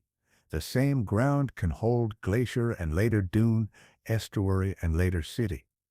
Climate swings, stone remembers both. Name the melody, and you can hum it forever. The Wilson cycle, the opening and closing of oceans. As plates part, build passive margins, grow old and dense, subduct, collide, and start again. Pangea is a verse in that song, not the chorus's end. Rifting sculpted half-grabens and lavas, young oceans wrote tidy magnetic stripes, passive margins fattened with deltas and reefs, subduction encircled the far side with arcs and trenches, convergence finally gathered land into one. Then heat pooled beneath the lid of a supercontinent, plumes rose, rifts rekindled, seams found their ancient lines of least resistance, and the map began to loosen into today's puzzle. Each stage leaves characteristic rocks, structures, and fossils. We navigate time by those signposts. Red beds and boss for rifts, chalks and black shales for broad, quiet shelves, accretionary melas and high-pressure metamorphism for sutures. The cycle's tempo is million-year, its consequences are daily. Where rivers run, where coasts migrate, where mountains ring rain, where soils form and store, where resources lie, where hazards concentrate. It is not destiny. It is context. In the chapter where we began, with one map, then another and another, a flip book of continents coalescing, separating, and meeting again on horizons our species will never see. Say plainly that the ground is restless in patterned ways, that our cleverness grows when we learn to hear the pattern under the noise. Show a child's hand tracing coastlines that once fit. Show an elder's hand on a road cut's tilted bedding. Show a city skyline quarried from sand laid on a Pangean bar, then fade to a quiet shot, a river at dusk, carrying silt, the color of old mountains toward a shelf we will never visit. The story continues. The page turns itself. Passive margins, those quiet flanks that formed as Pangea split, were anything but simple. After rifting tore continents and magma paved early scars with basalt, Heat bled from the stretched lithosphere, and the margin sagged under its own cooling thermal subsidence. That gentle, long-lived sinking created accommodation space, room for rivers to pour sand and mud, for reefs to step seaward, for carbonate platforms to accrete layer upon layer of lime made from skeletons and supersaturated seas. The stratigraphy stacks like a tide of centuries, fluvial tongues at the base, shore-face sands planed by waves, lagoonal muds veined with burrows, and offshore chalks that drift down as coccolith plates when storms rest. Every so often, sea level breathes, global ice growth and melt, basin tilts, eustatic pulses, so shoreline tracks landward, then back riding parasequences, shallowing upward packages that repeat like verses in a song, where rivers dominate, deltas lobe outward, avulse, and leave abandoned bays to fill with organic mud, future source rocks when buried warm, where carbonate factories lead, clear water and light set the rules, oids roll and coat themselves like pearls, reefs knit buttresses that baffle waves, tidal flats bake, crack, and precipitate gypsum in sun-stunned pans. Farther offshore, gravity delivers what storms loose submarine canyons, cut during low stands, funnel sand into deep fans sheet to lobe to channel complexes that wander across abyssal plains with the logic of liquids and slope. Over millions of years, the pile thickens to kilometers, compaction tightens, cements grow, fluids move. Sweet spots appear where porosity survives, grain-supported sands with delicate cements, early dolomites that stiffen but keep holes open. In cross-section, the margin reads like a city built over centuries and still lived in, old streets buried, new avenues layered atop, utilities, fluids rerouted through inherited corridors, quiet coasts, loud archives, salt born in Pangea's arid rift, lagoons when evaporation outran river supply became a sculptor below ground. A light and gypsum, buried under thicker sediment, flowed over geologic hours like cold honey when pressured unevenly. That plastic creep pushed diaper-like domes upward, dragged overlying strata into turtleback folds, and opened mini-basins, saucers where sand and mud ponded thicker than anywhere around. When growth was steady, strata unlapped the rising flanks like skirts. When domes surged, faults flowered upward, tilting young beds and making traps where buoyant fluids later gathered. In seismic slices, salt bodies gleam as featureless shadows against layered neighbors, ghosts around which the living rock bends. On the seafloor above, subtle highs, focused waves, altered currents, and sometimes seeded reefs that built lids of limestone over growing columns. Later, when sea level fell and rivers bit, salt withdrawal basins nurtured deltas that delivered channelized sands, future reservoirs, while low oxygen pockets hoarded organic mud, future sources. Drilling tells the tactile story, sticky, clear halite in cuttings, sudden losses of mud into voids near salt flanks, overpressured shales that hiss when cores uncap. In outcrop far inland, ancient evaporites seldom survive at surface. Their signatures are casts and replacements, pseudomorphs where gypsum crystals once grew, chicken wire textures, collapsed breccias where salt dissolved, and roofs. Chemically, these beds record climates sharp with thirst, isotopes skewed by evaporation inclusions trapping brine older than many mountain ranges. Halokinesis keeps riding during collisions to salt cushions folds, decouples layers so that overburden slides while basement resists, and localizes deformation along its slick plains. The net effect is architecture, surprising bowls for sediment to thicken, arching roofs for fluids to perch, windows where deep time peaks up in omal cores. From shallow pans under hot skies to deep traps under cold seas, salt's journey is slow choreography with high stakes. Rift lakes stitch Pangea's parting lines into glittering chains, fed by monsoon-swollen rivers and bounded by fault-stepped escarpments.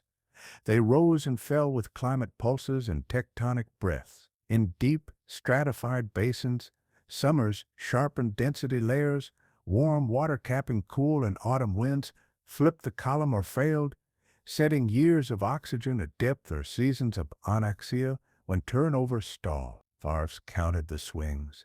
A light, silt-rich layer from spring floods, a darker, organic-rich couplet from quiet summer and winter snows of clay, fish skeletons lay whole in the anoxic years, their bones fine as brushstrokes.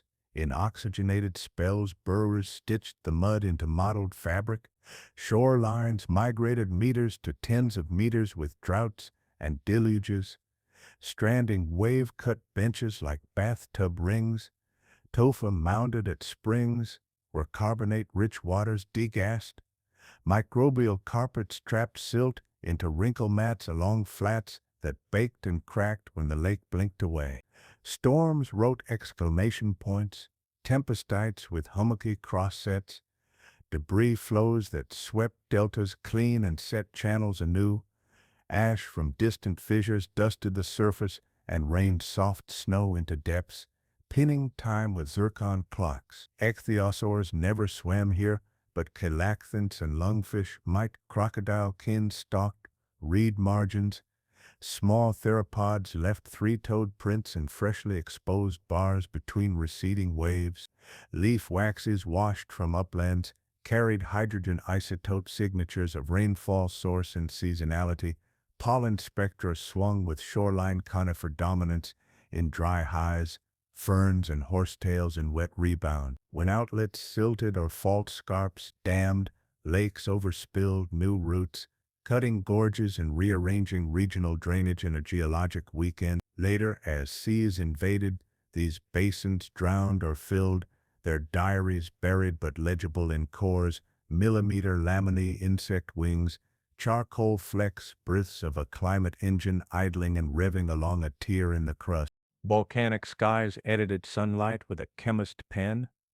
In fissure provinces, sulfur dioxide jetting kilometers high oxidized to sulfate aerosols, microscopic mirrors that scattered incoming light and cooled summers by fractions, 2 degrees for seasons to a handful of years. Twilight lengthened purple. The solar disk dimmed in gauzy noon. Fine ash lofted lower, roughened cloud droplets, sometimes delaying rain, sometimes seeding storms where conditions teetered. Meanwhile, CO2 pushed the other way, accumulating heat across decades to millennia. So the climate score mixed short, cool staccatos into longer, warm legatos. Forests interpreted. Conifers narrowed rings in aerosol summers and caught up in clear ones. Drought-tolerant understories gained ground after heat waves. Fire regimes toggled with fuel moisture and lightning frequency near plumes. Lakes recorded volcanic punctuation as sharp, pale bands. Tephras, sandwiched between regular drab speleothems, shivered in trace sulfate spikes. Ice, where it existed earlier and later in Earth's tail, held volcanic calendars as acidity layers.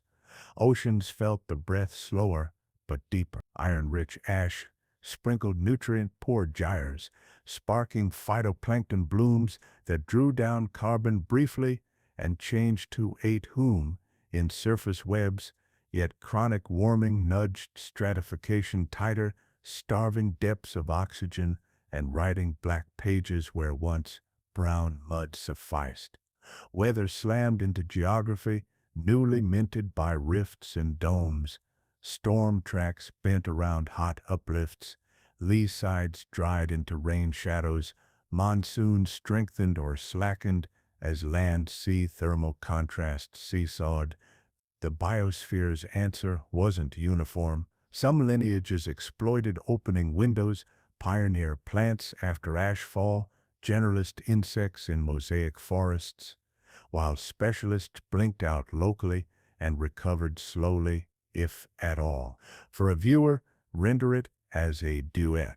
A plume rising, thin, cold rain under dim sun, then the slow, bright press of greenhouse heat, overlaid graphs tracing sulfate and CO2 like intertwined melodies, and landscapes breathing on the beat.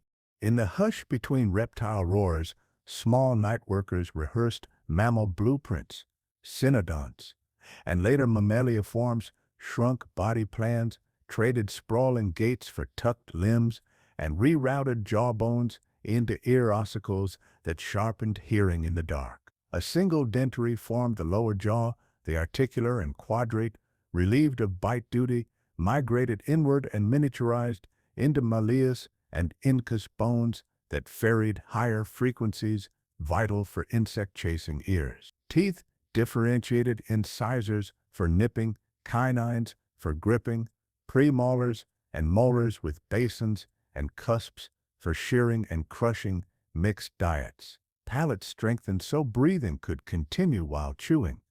Endurance dining that squeezed calories from tough fare. Whiskers likely sprouted from snouts.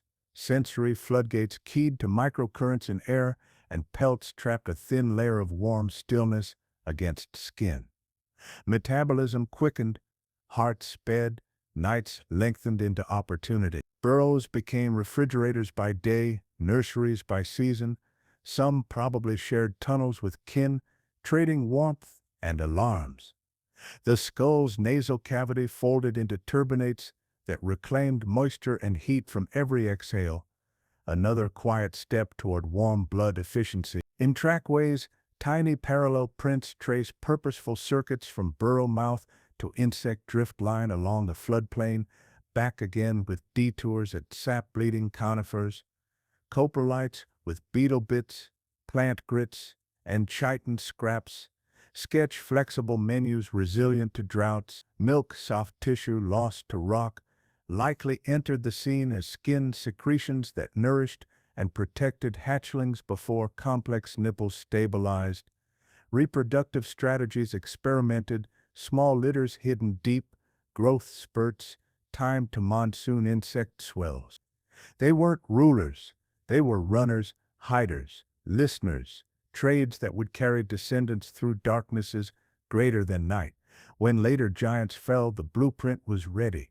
Efficient lungs, keen senses, adaptable diets, and a culture of care that made tiny bodies larger than they looked on any page of stone. Insects, Earth's quiet empire, diversified under Pangea's skies with audacity and craft.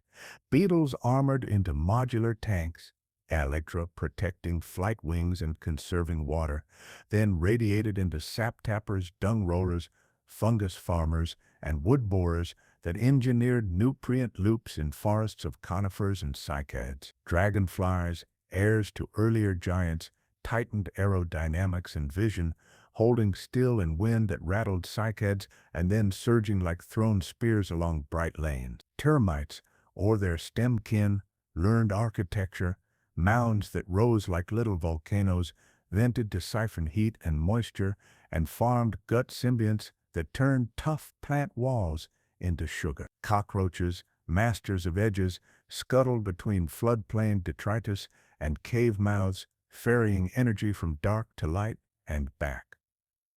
True bugs honed stallets to tap phloem and xylem.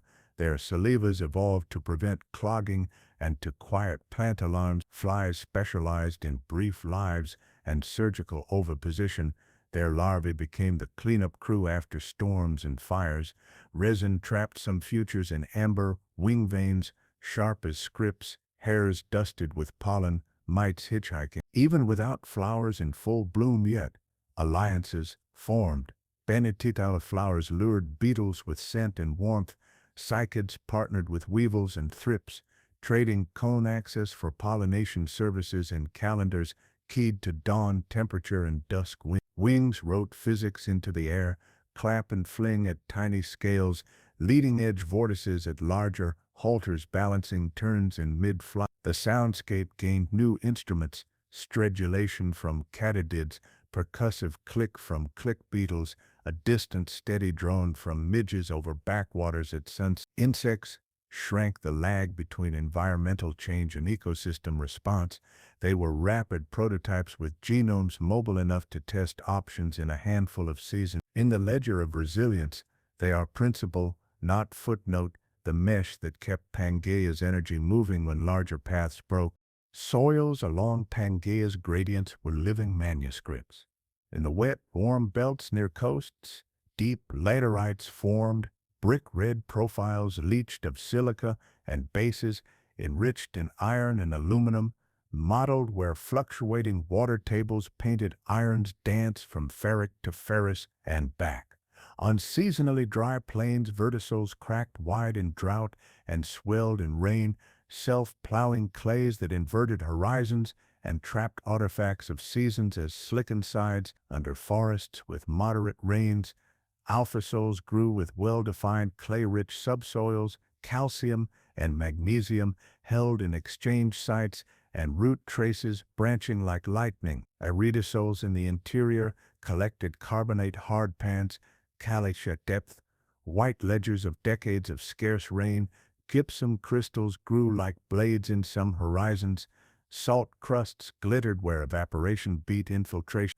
Along rivers, young entosols and inceptosols reset with each flood, thin, enthusiastic pour at memory until stacked when the composite captured centuries of overflow and pause. Paleosols record chemistry, stable carbon isotopes in organic matter, whispering about plant type and aridity, iron nodules timing wet-dry beats, clay mineral suites acting as thermometers and barometers of climate in absence of thermometers and barometers. Burrows riddled profiles. Crotovenous, filled with lighter or darker sediment that betray ancient den dwellers. Termite mounds fossilize as inverted topography, their bases hardening to resistant knolls. Fire writes charcoal seams, ash from distant eruptions sweetens acidity and leaves shards of glass that cements later alter into clay. Human eyes can learn this grammar quickly in cut banks and road cuts, white calicaceae ledges, red models, slick clay faces, crumb structures that hold together just so. For your lens, scrape a fresh face, mist it, watch colors bloom, trace a root ghost from surface to carbonate nodule. In a handful of soil lies a library, climate, plants, beasts, time bound without a spine, read without words. Where continental slopes dropped from Pangea's broad shelves, submarine canyons inside stairways to the deep, low stands sharpened rivers that once skimmed the shelf into cutters that bit the slope lip and kept going, their mouths relocated at the brink. Storms and earthquakes primed failures, slope muds liquefied, slumped, and then accelerated into turbidity currents, sediment-charged avalanches denser than seawater that thundered down canyons at highway speeds. Each flow sorted itself as energy waned, coarse sand first in a sharp-based, graded bed, finer sand laminated above silt draping, then clay booma sequences laid like careful pastry, channels migrated and stacked, levees grew and broke, avulsion sent flows into fresh paths, stitching fans far from source into lobes, tens of kilometers wide. Between pulses, hemipelagic rain set a quiet dusting of plankton skeletons and clays, timing the gaps. Trace fossils meandering burrows, escape structures salted the fine tops when oxygen returned. Over millions of years, fans recorded land stories, rising ranges, more sand, plant expansions, more organics, ashfall years, bright in seismic. These bodies show as lens-shaped bright packages pinched by shales. In core they smell of old seas and slip under fingers as fine as flour. Modern eyes have watched analogs in real time, flows captured on instruments, pressure sensors feeling the rush as the deep inhales. The geometry matters now because those ancient fans are today's aquifers and reservoirs, their porosity a function of grain size, sorting, and how kindly cements visited. For your audience, animate a canyon headwall collapsing in a storm, follow the cloudy tongue downslope in a ghost's eye view, settle onto the abyssal plain as the current lifts and the last fine grains flutter down. Deep sea is not still, it is gravity writing fast in dark ink. Hazards and heritage, both, trace back to Pangea's scaffolding. Cities ring passive margins built on thick wedges of sediment prone to liquefaction when distant quakes or local faults wake coasts set on old deltas. Remember avulsions and subsidence, sighing lower with every unbalanced withdrawal of fluids inland. Rift valleys invite development flat, fertile, with lakes and rivers, but carry the memory of extension faults that step, basalt shoulders that shed, silos that crack and swell with seasons. Mountain towns perch on ancient metamorphic bones, strong and steep, where rockfall and debris flows speak after cloudbursts. Salt provinces hide soft under hard domes that creep, roofs that sag when dissolution nibbles unexpected sinkholes where a street's confidence should pause. Resource maps overlay these risks, hydrocarbons in stratigraphic traps and faulted noses, copper and gold in arc roots reborn as ranges, coal seams under towns that forgot the swamp's geometry. Water, the gentlest hazard, follows Paleogene channels on Pangean lines. It returns flood to floodplains, even paved. Reading the grain does not forbid building. It instructs elevate where rivers will visit. Leave room for wetlands to take storm breath. Site hospitals and schools on highs not made of fill. Map faults honestly and keep heavy masonry from their near field. Heritage asks care to fossil fields lie under modern farms. Trackways hide in quarry walls, cave systems supply towns and store archives. Stewardship is literacy applied design that keeps aquifers clean, leaves road cuts readable, and makes parks where geology teaches at a glance. Your video can braid these truths: a skyline mirrored in a shallow sea graphic, a flood map faded over an old channel, a hand brushing a footprint pressed in mud 200 million years ago. Power comes from knowing where the ground has been. Let the camera lift once more and watch the map flow. The supercontinent gathers, breathing in, deserts widen, rivers lengthen, forests lace margins, life learns distance and endurance. A plume lifts, lava gleams at night, ash writes thin winters, lakes tally summers, small jaws rewire for hearing, wings test edges, soils draft letters to climate. Then the continent exhales. Cracks become valleys, then seas. Passive margins sag and thicken. Salt rises. Fans run to depth. Coasts multiply. Monsoons redraw their arcs. Faunas braid and fray across new straits. Floras split, meet, and innovate. Reefs shift builders, but keep building wherever light and motion agree. Through it all, stone remembers with humility and precision, a ripple, a nodule, a vein, a zone of blue schist, where pressure once outpaced heat. We inherit the archive and the stage. Our towns, fields, and harbors occupy chapters laid by hands with no intention: wind, water, heat, gravity, and time. To live well on such a planet is to be a careful reader and an agile actor.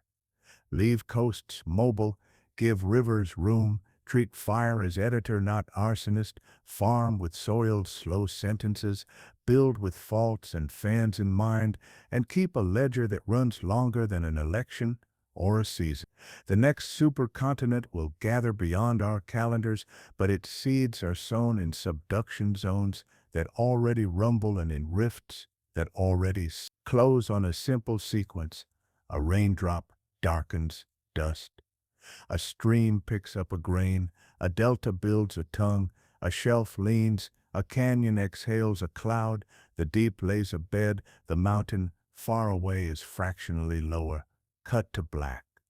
The world turns, the ground remembers. Reefs along Pangea's margins were factories made of sunlight, limestone, and motion. Where water stayed clear and warm, wave energy fed oxygen across living skins, and sediment stayed out of the gills. Communities stacked upward into breakwaters that bent to sea. Architects changed through time. Rogos and tabulate corals waned, sponge and microbial frameworks shouldered load in places. Then Scalactinian corals rose, their aragonite lattices knitting space for fishes, crustaceans, worms, and strange echinoderms to thread. Algae did quiet work. Coralline forms cemented gaps. Fast-growing filaments sheathed bright surfaces with sugar factories. Weeds rolled shoreward on banks, grains of lime that grew concentric coats in agitated water, feeding shoals that funneled waves and sharpened currents. Storms wrote punctuation, rubble tongues bulldozed off reef crests into four-reef fans, overturned heads rerouted in calmer lee, fresh space opened for recruits when a tempest scraped clean. Chemistry mattered. Carbonate saturation set the speed limit, local upwelling cooled and clouded water, freshened pulses from rivers, stressed edges and selected for tough polyps. Mutualisms multiplied, tiny algae inside coral tissues paid rent in carbohydrate, corals paid back with nitrogen and a fortified home. Predators kept balance, crown-like echinoderms grazed, fish nipped, snails drilled. At night, tentacles laced water for plankton raining from above. Reefs translated waves into food and shelter and turned liquid energy into stone. In the rock, record-bound stone and grainstone trade bars with laminar muds. Cavities hold geopedal fills that tell which way was up. Cements sparkle with marine isopachs, fibrous at first, then blocky as burial deepened. From orbit today, modern banks curve cyanide, deep time outcrops curve cream, stairs of reef crest, back reef, lagoon and pass, each step an old shoreline, each notch a memory of the day the ocean breathed farther in or out. Monsoons on a supercontinent were planetary lungs. Summer sun baked the great interior. Heated air rose and pressure fell. The surrounding ocean answered with wind, long fetches that loaded with moisture and climbed ashore in rolls of cloud. Rain fell first on coasts, then inland along river corridors, then faltered over deserts where distance wrung clouds dry. The return season reversed. Land cooled fast. The sea held heat. High pressure settled over the interior. Dry winds poured seaward, polishing dunes and scouring salt flats to bone. In between, shoulder months tugged both ways, and edges moved. Forests inhaled with the wet canopies flushed, rivers fattened, amphibians chorused, soils exhaled methane, and then quieted as oxygen returned. With the dry leaves thickened or fell, stomata closed, herbivores tracked the last green tongues up gullies and into foothills. Eddies made weather local. Mountains threw rain shadows the length of small countries. Gaps funneled jets. Headlands seeded thunderstorms that marched inland like slow army. Dust rode out on the exhale, seeding far coasts and shelves. Sea salt rode in on the inhale, spicing inland rain and soils with trace chlorine and sulfur. Even sound changed with the phase. Cicada walls in wet heat, wind hiss and sand ticking in dry clarity, thunder carrying for leagues over flats. In strata, monsoon beats right couplets, coarse flood pulses graded to silts, then pale beds with mud cracks and salt prints, paleosols with slickened sides from swelling clays, leaf mats where backwaters trapped a season's fall. Isotopes echo the rhythm in lake varves and stalagmites, oxygen ratios widening and narrowing like a sine wave from sky to stone. On Pangea's breath, the monsoon was not a region's quirk. It was the metronome, and life kept time. Bud, breed, burrow, burn, disperse on its patient, powerful count. Deltas were restless alphabets where rivers met shallow seas. Each distributary mouth wrote a lobe, sand at the tip, silt trailing, mud feathering beyond, until friction or storm or subsidence dulled the pen. Then the river jumped, slicing a new course through its own work in an evocation, and the alphabet grew, overlapping letters of sand and mud, Martian bay, peat and shell, on Pangea's sagging margins. Subsidence offered space, monsoons offered pulses, tides and waves edited edges into different dialects. Wave-dominated deltas built smooth arcs, longshore drift, sweeping sands into shore-parallel bars that protected lagoons. Tide-dominated deltas braided mouth bars into fingerprints, flood and ebb tugging mud both ways, and laying flasser and lenticular bedding, river-dominated deltas thrust bird feet seaward, narrow and bold, until a storm shattered toes and a new toe began, life tracked the flicker. Marsh plants knitted muds, burrowers plumbed oxygen downward, herbivores grazed fresh edges and retreated with salinity spikes. Predators patrolled turbidity curtains where fish fled fresh water to brackish to sea. In the subsurface, the code is legible. Mouth bars show upward coarsening and bidirectional crossbeds, where tides nip channel fills carry rip-up clasts and logs. Coal seams cap abandoned bays, crevasse splays flare into fans with sharp bases, and quick fade delta plain soils store seasons in carbonate nodules and root traces. Channel belts S-curve and stack in belts that migrate like slow snakes. Hazards and gifts twin here. Subsidence invites thick accumulation and traps. Compaction invites surface lowering and flood risk. Nutrients run high, anchoring richness, and so does change. A delta that cannot jump will drown. A delta allowed to wander builds land. Pangea's coasts multiply deltas along thousands of kilometers, each told the same story with a local accent. Water slows, grains fall, life rushes the opportunity. Fire was an editor with two hands, one that erased and one that erased and one that clarified. In conifer-cycad forest, fringing Pangea's monsoon belts, lightning struck often at season's turn, when litter lay dry and heat pooled under still air. Low, fast surface fires ran on needles and twigs, scorching bark, but leaving crowns. Resin hissed, cones popped. Charcoal rose in eddies and salted future soils with black sponges that held water and nutrients. In drought years, crowns joined the script. Hotter runs leapt canopy to canopy, resetting stands and writing wide ashes clean page. Plants answered with timing and anatomy. Thick bark slowed heat, elevated crowns lifted fuel from flame, serotinous cones waited for heat's key, rhizomes slept cool in soil, ready to reroot. Animals wrote escape into their roots. Burrows, water, stone, insects feasted on stress. Beetles swarmed heat-stressed trees, and woodpecker analogues cashed in on beetles, flies, and ants, colonized carcasses and fruiting bodies after flushes of fungi. Post-fire light brought a festival. Sprouts sprinted, flowers pulsed nectar, herbivores grazed lush edges, predators patrolled lines where new and old met.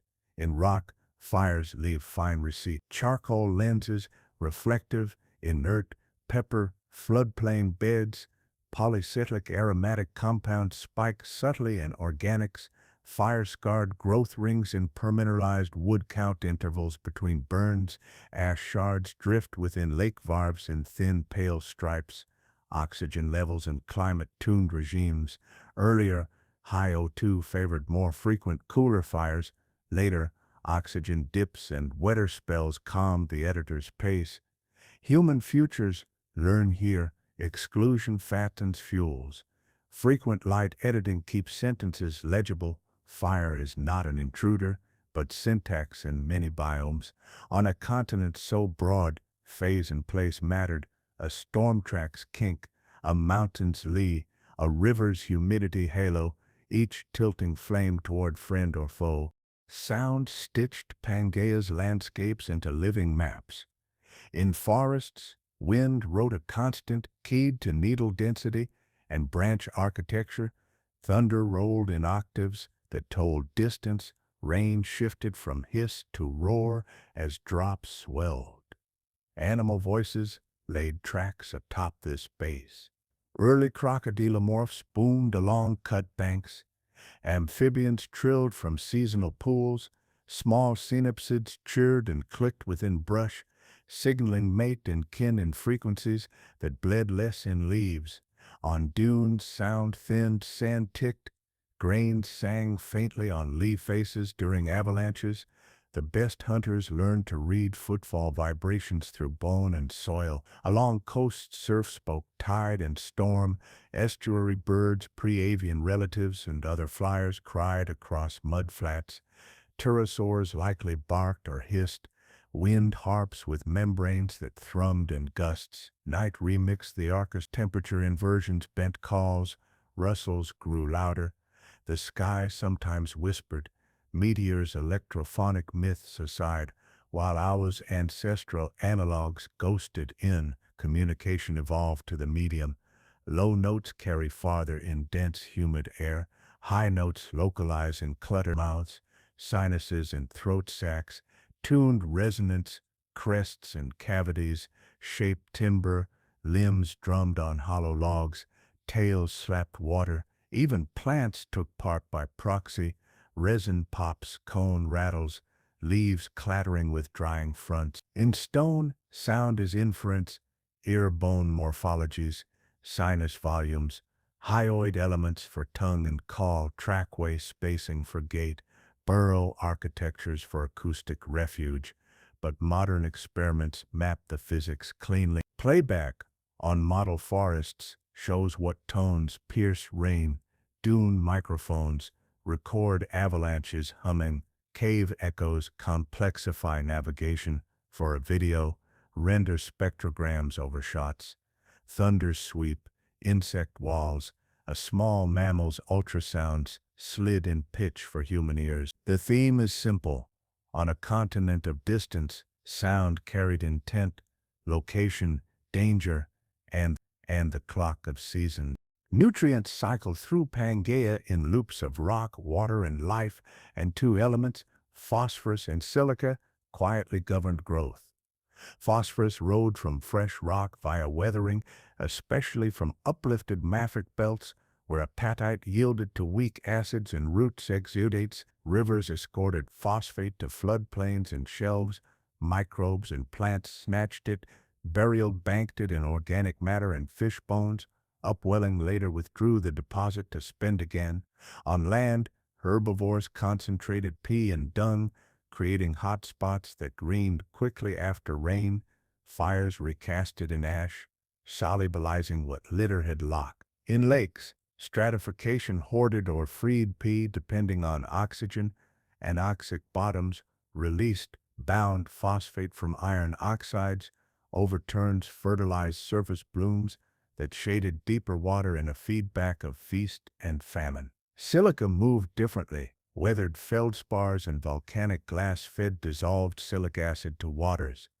Sponges and radiolarian cousins built skeletons that rained to mud. Grasses were not yet here, but horsetails and some ferns hoarded biogenic silica in tissues, toughening themselves against jaws. When sponges thrived, silica rain hardened shelf muds and made stiff frameworks for reefs that later cemented. When silica ran low, carbonate partners took the lead. Redox set thresholds for both cycles, so did clay types and P. In rock, phosphorites mark condensed upwelling belts, cherts ribbon deep basins, siliceous spiculas sparkle in hand lens light, nodules halo bones and shells where P remobilized during burial. A single storm could shuffle budgets, erosion spiking P to estuaries, ash feeding silica and trace metals to seas, overlong beats, mountain building, and trap eruptions, tuned baselines. The rule is practical. Fertility is geography written small, where fresh rock, water, and calm meet. Life compounds where anyone falters, growth stalls until the loop closes anew. Estuaries, rivers, learning salt, knit continents to seas with gradients and gears. At high stand and slack tide, a salt wedge slid up river under fresh, dense, and deliberate. On ebb, it retreated with eddies and fronts that sorted plankton, larvae, and fine grains by swimming skill and stickiness. Flocculation, the clumping of tiny clay plates in brackish water, made mud fall where it would otherwise drift for days, building cohesive beds that held burrows and plant roots.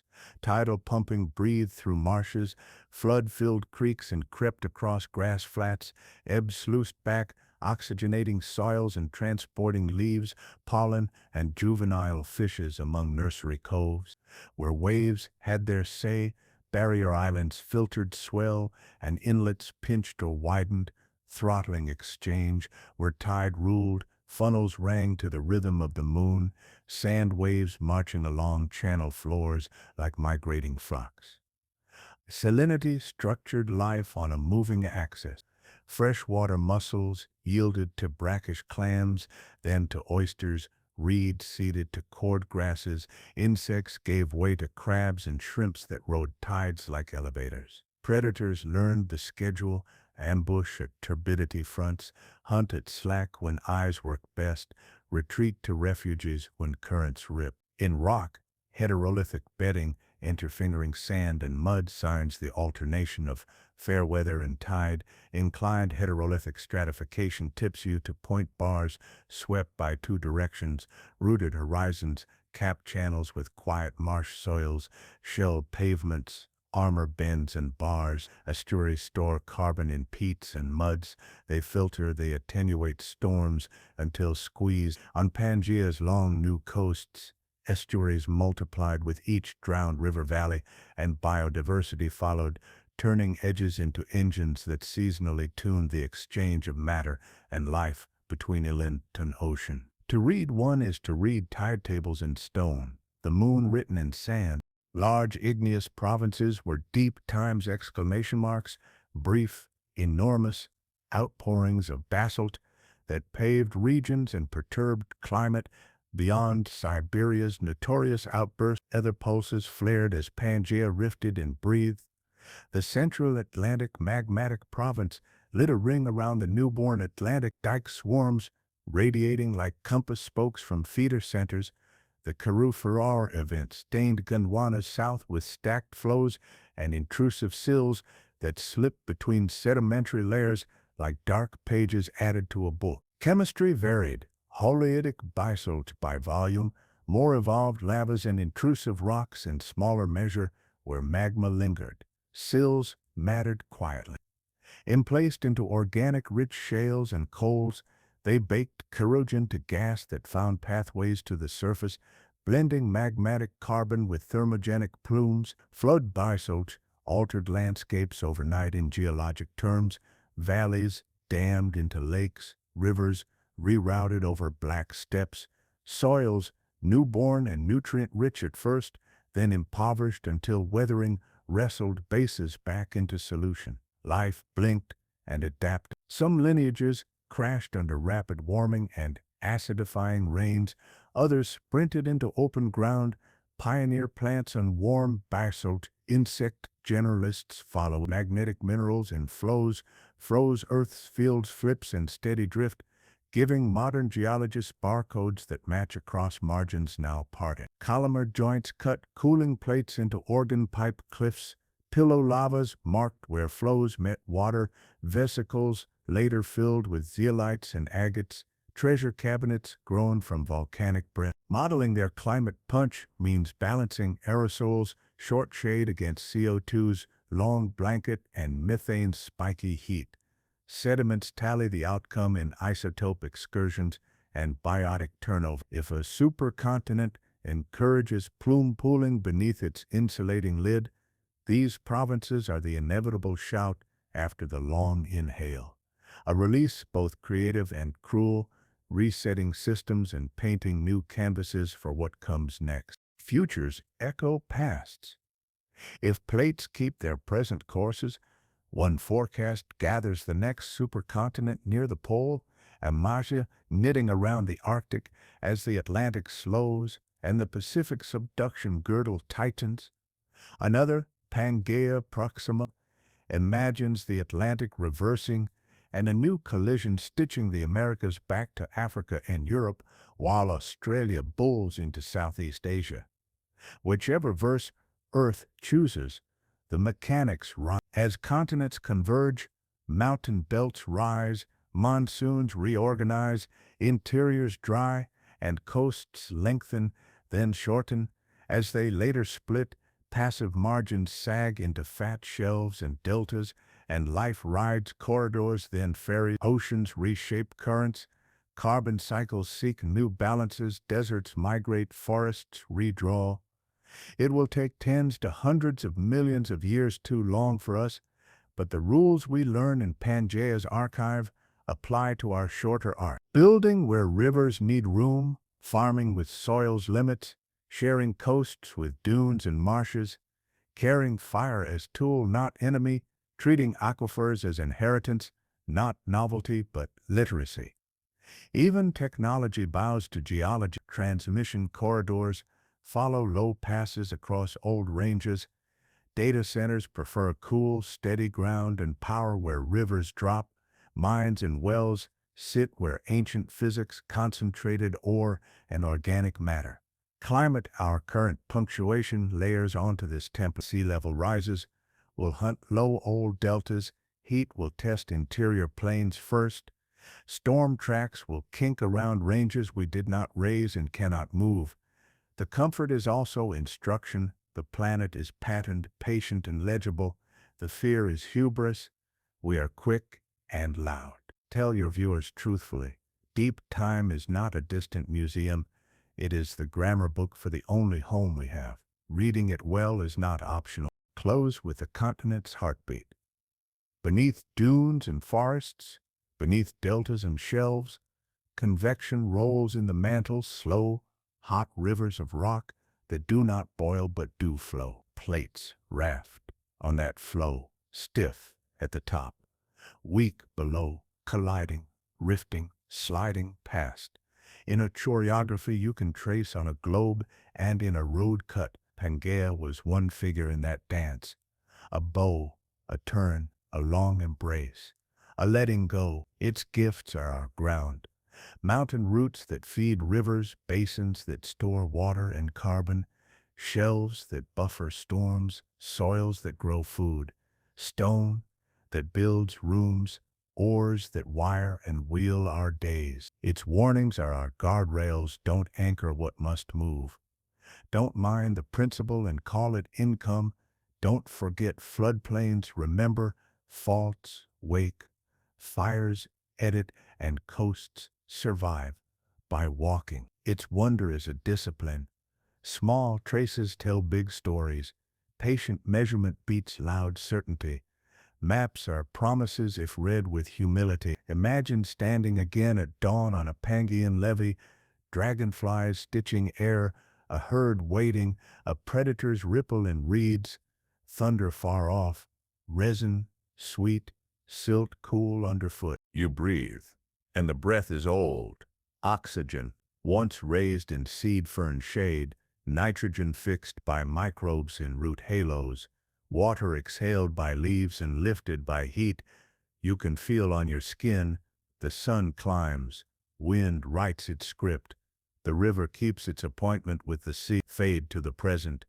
A modern river, a city set back behind green, a dune fenced only by native grass, a forest thinned to carry light fire, a sign at a road cut that explains the stripes.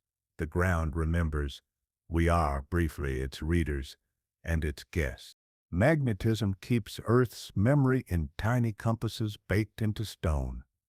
As basalt cools along new rifts, iron-bearing grains align with the planet's field, freezing direction and polarity like ink that dries while a page keeps moving. Stack those lavas and dikes across margins that later drifted apart, and you can zipper them shut with matching stripes. The pattern wide, narrow, reversed, normal records flips of the magnetic field and the pace of seafloor spreading. The barcode spans oceans that now lie between coasts. On land, baked zones beside dikes lock brief moments.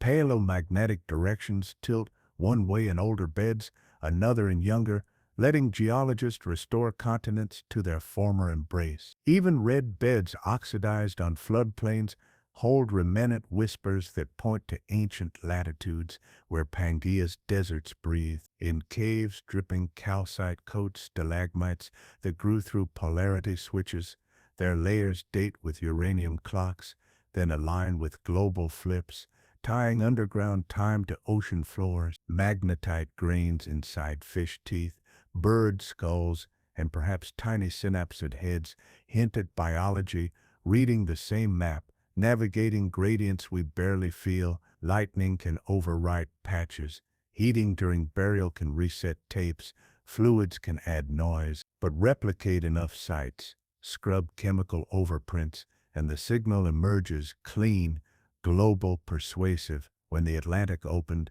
symmetric stripes bracketed the newborn ridge.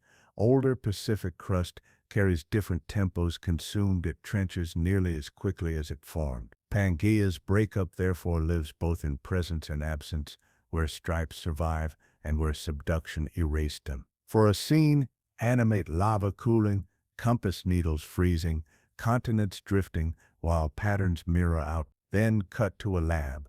A core spins inside a magnetometer. Ancient north still points through the noise. The beauty is quiet. Rocks that look mute carry arrows. Arrows compose paths. Paths become maps. Maps become stories of a world assembling, breathing, and letting go again. Minerals are the planet's small biographies, and Pangea wrote many. Collisions forged high-pressure garnets in eclogites, green pyroxenes framed by calcite ghosts that tell of burial deeper than most mountain roots.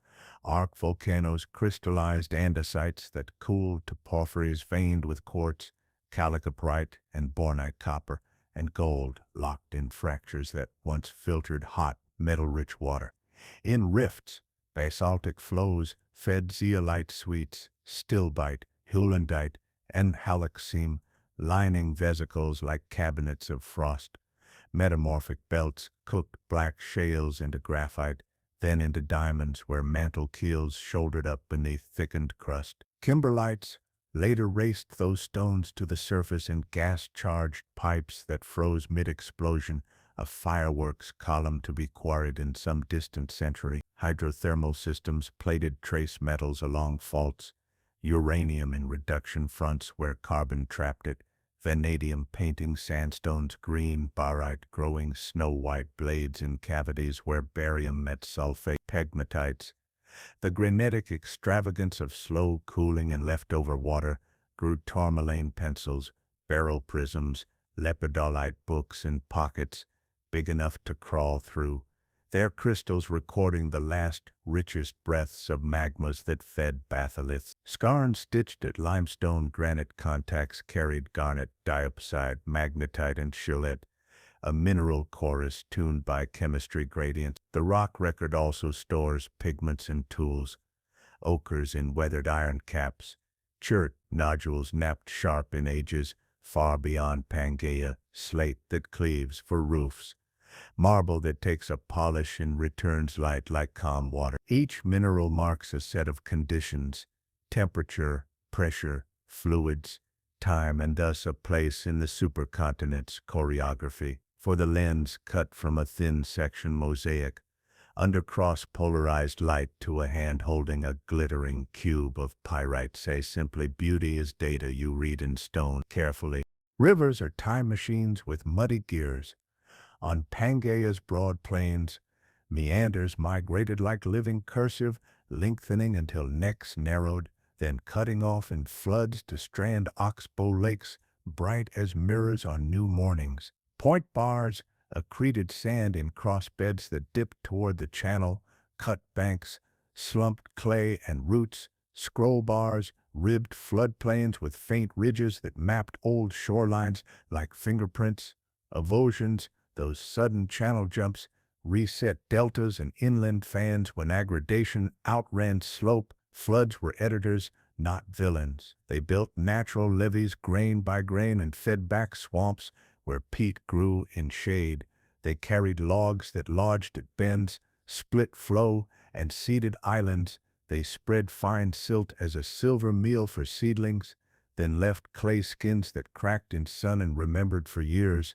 In dry seasons, channels shrank to threads that braided and rejoined, oxidizing bars to iron red while fish retreated to deeper holes that held night and cool. Tracks crossed the record reptile prints splay on freshly dropped silt, burrows, stitch banks, coprolites, fleck crevasse, splays where overbank water burst and fell in fans. In core and outcrop, the architecture reads like a score. Finding upward packages from channel to floodplain, sharp bases scoured into older mud, root traces rising to paleosols capped by coal, mud drapes from slack water pauses between pulses, climate tunes tempo, stronger monsoons quicken overbank rhythms and lengthen peat runs, drought stretches bar tops to dust and leaves fish crescents in cracked pans. For a scene, let the camera hover above a looping channel, then drop to a single grain nudged along the bed, follow it into a point bar, bury it, exhume it in a later flood, and carry it toward a coast it will meet, then leave, then meet again. Dust is distance made visible. Lifted from Pangea's interior by dry season winds, fine quartz, clays, and iron oxides traveled thousands of kilometers, crossing belts of forest and reef to fall into soils, lakes, and seas that needed what the desert let go. In the ocean, iron from dust fertilized blue deserts, stoking plankton blooms that fluttered carbon gently downward along coasts, thin films of silt sweetened otherwise hungry sands. On glaciers in earlier and later ages, dark specks lowered albedo and hastened melt. Los plains, wind-blown blankets of silt, built soft hills that held water and roots and collapsed into gullies when stripped. In stalagmites, trace elements from dust pulses wax and wane with climate. In lake cores, grain size shifts track gustiness and drought belts. In ocean mud, wind-borne pollen maps vegetation hundreds of kilometers upwind. Volcanic ash rode similar highways, adding glass and nutrients, spiking chemistry for seasons, then washing out, a sharp page marker in quiet clay. Teleconnections, far-flung climate links, rode this aerial highway too. When monsoons strengthened, dust dipped. When land parched, dust rose. When volcanoes shaded tropics, jets slid, and deserts exhaled differently. Migrating animals learned the calendar. Some followed greener tongues where dust fell and soils fattened. Others fled haze that muted flowers' cues and cooled dawns. Even reefs felt distant storms as dust shaded light and added nutrients that tipped balances between corals and algae. In stone, Aeolian sandstones keep larger grains cross beds. Loess becomes loam or collapses. Ironstone layers mark dustier episodes. Sapropels in marginal seas thicken after fertilized bloom. For a beat in your film, float above a dust wall curling off a red plateau, then watch grains settle on a leaf, a wave, a snowfield. Say it plainly. What leaves the center feeds the edge. What feeds the edge builds tomorrow's archive. It matters. Barrier coasts are shapeshifters with a talent for survival.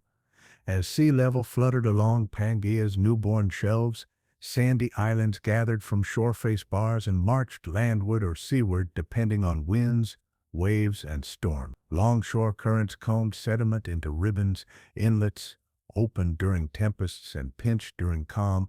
Overwash fans poured sheets of sand across island spines, feeding lagoons that brightened turquoise under monsoon sun. Behind the barriers, marshes trapped fine muds, built peat and raised green platforms millimeter by millimeter. Each storm drafted a new chapter. Dunes scarped, then healed as grasses caught sand.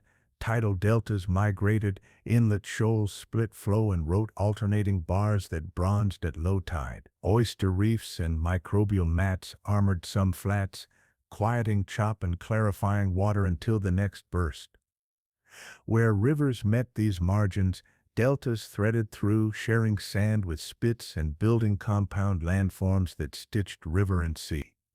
In cross-section, the archive repeats with variations, shoreface sands with hummocky cross-stratification from storm swell, foreshore laminae that angle seaward, Back barrier mud seasoning with plant remains and quiet burrows wash over sheets, blanketing all with a sharp, clean base.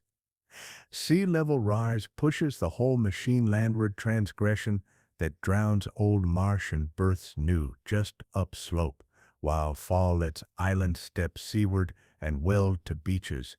Barriers protect by fix them with walls, and they narrow, starve them of sand, and they vanish, cut their inlets and lagoons stale.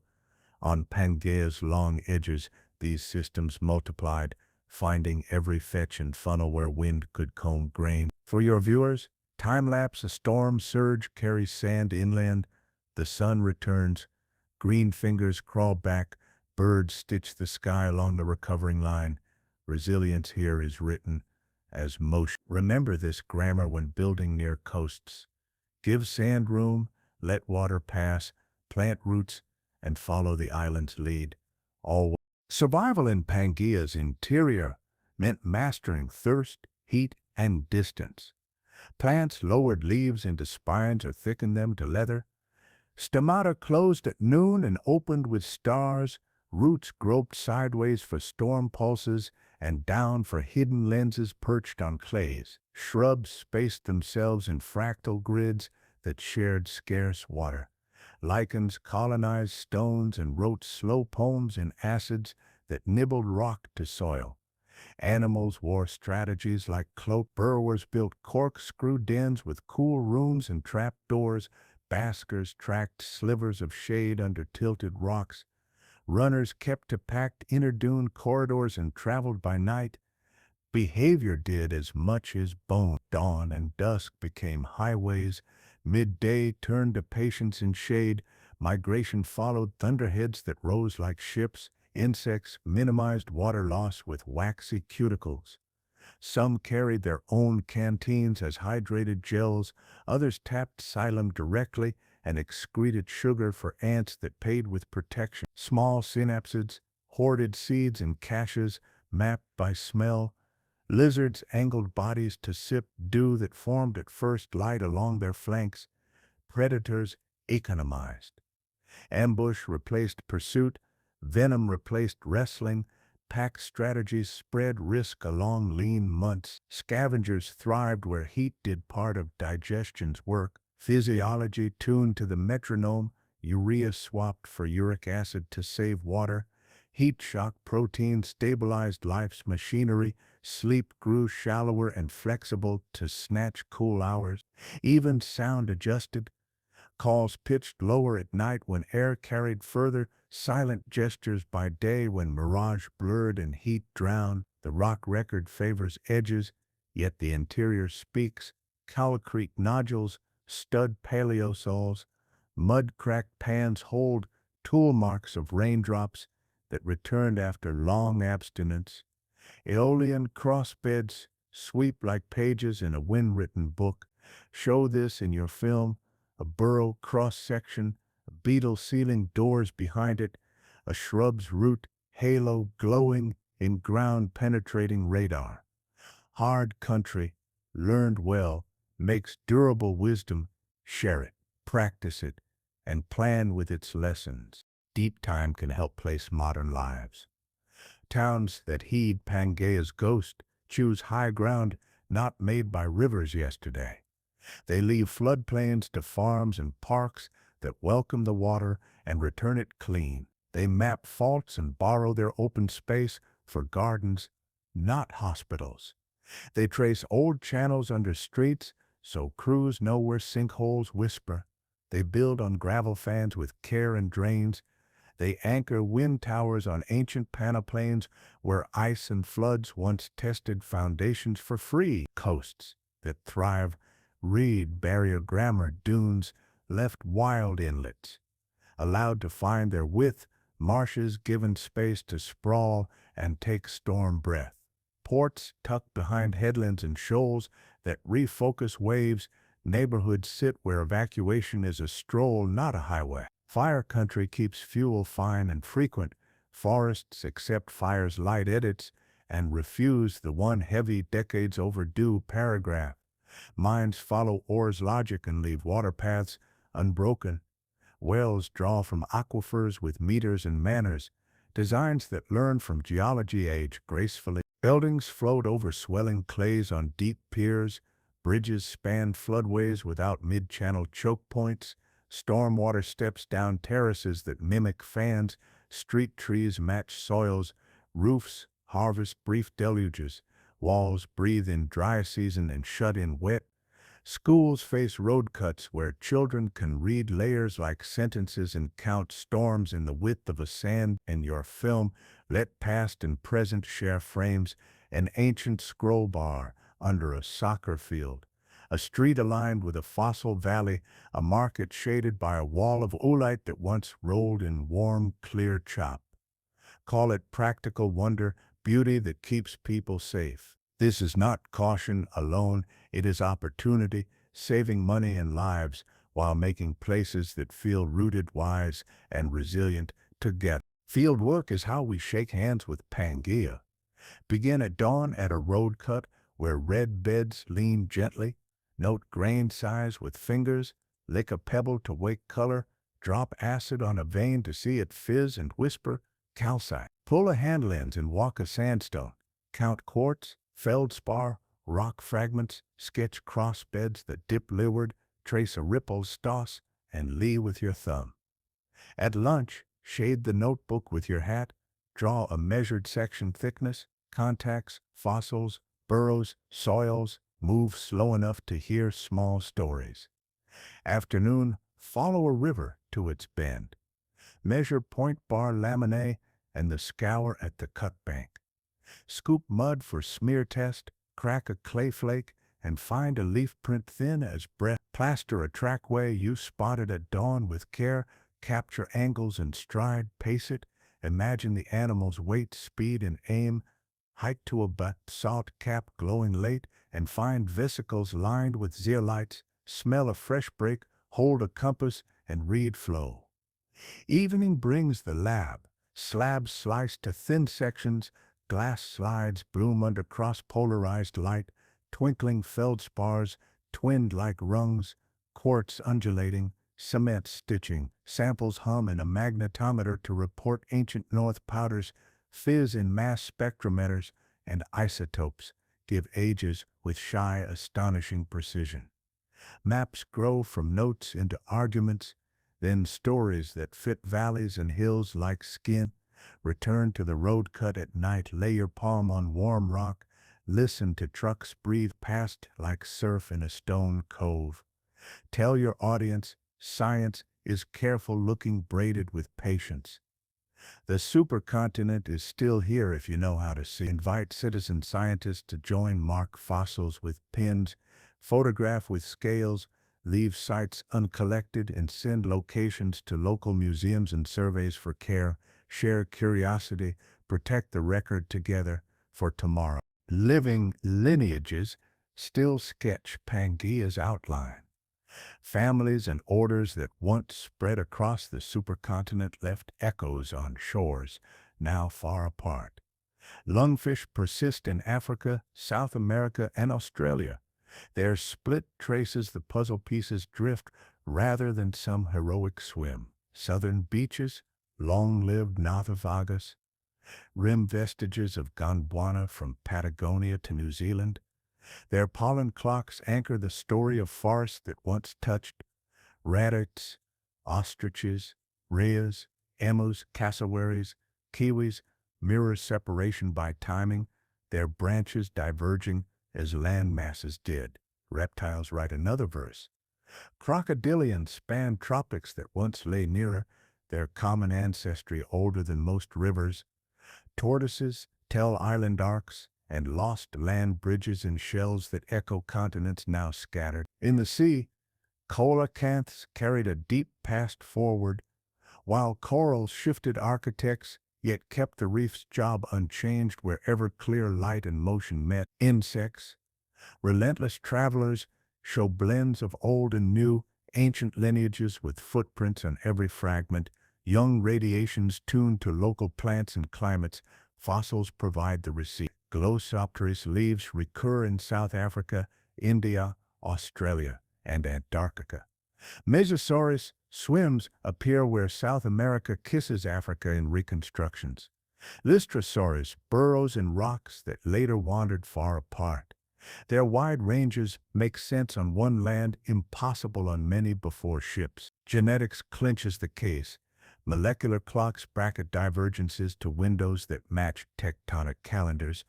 Genomes carry migrations and bottlenecks that plate boundaries once organized. For your film, animate a tree of life draped over a drifting map. Branches stretch across sutures, some snap, others rewrote along new coasts. A few leap on rafts and ride currents. End the beat by returning to a living leaf, a scaled eye, a furred whisker, modern faces carrying deep passports stamped in stone. The continuity is not tidy, but it is persuasive, a braided story told by bones, pollen, genomes, and shorelines answering the same old tug, together. Epilogue, but not an ending. Stand once more at the imagined center of Pangea at dawn. The sky is still a vast, pale arch. Heat is coming. A wind carries the far salt of the sea you will never reach on foot. A dragonfly writes a brief line across light. A small synapsid noses the margin between shade and sun. Thunder sows low over mountains that rose where continents clenched like fists, then softened into long breaths. You kneel and touch a ripple cast, it is stone now.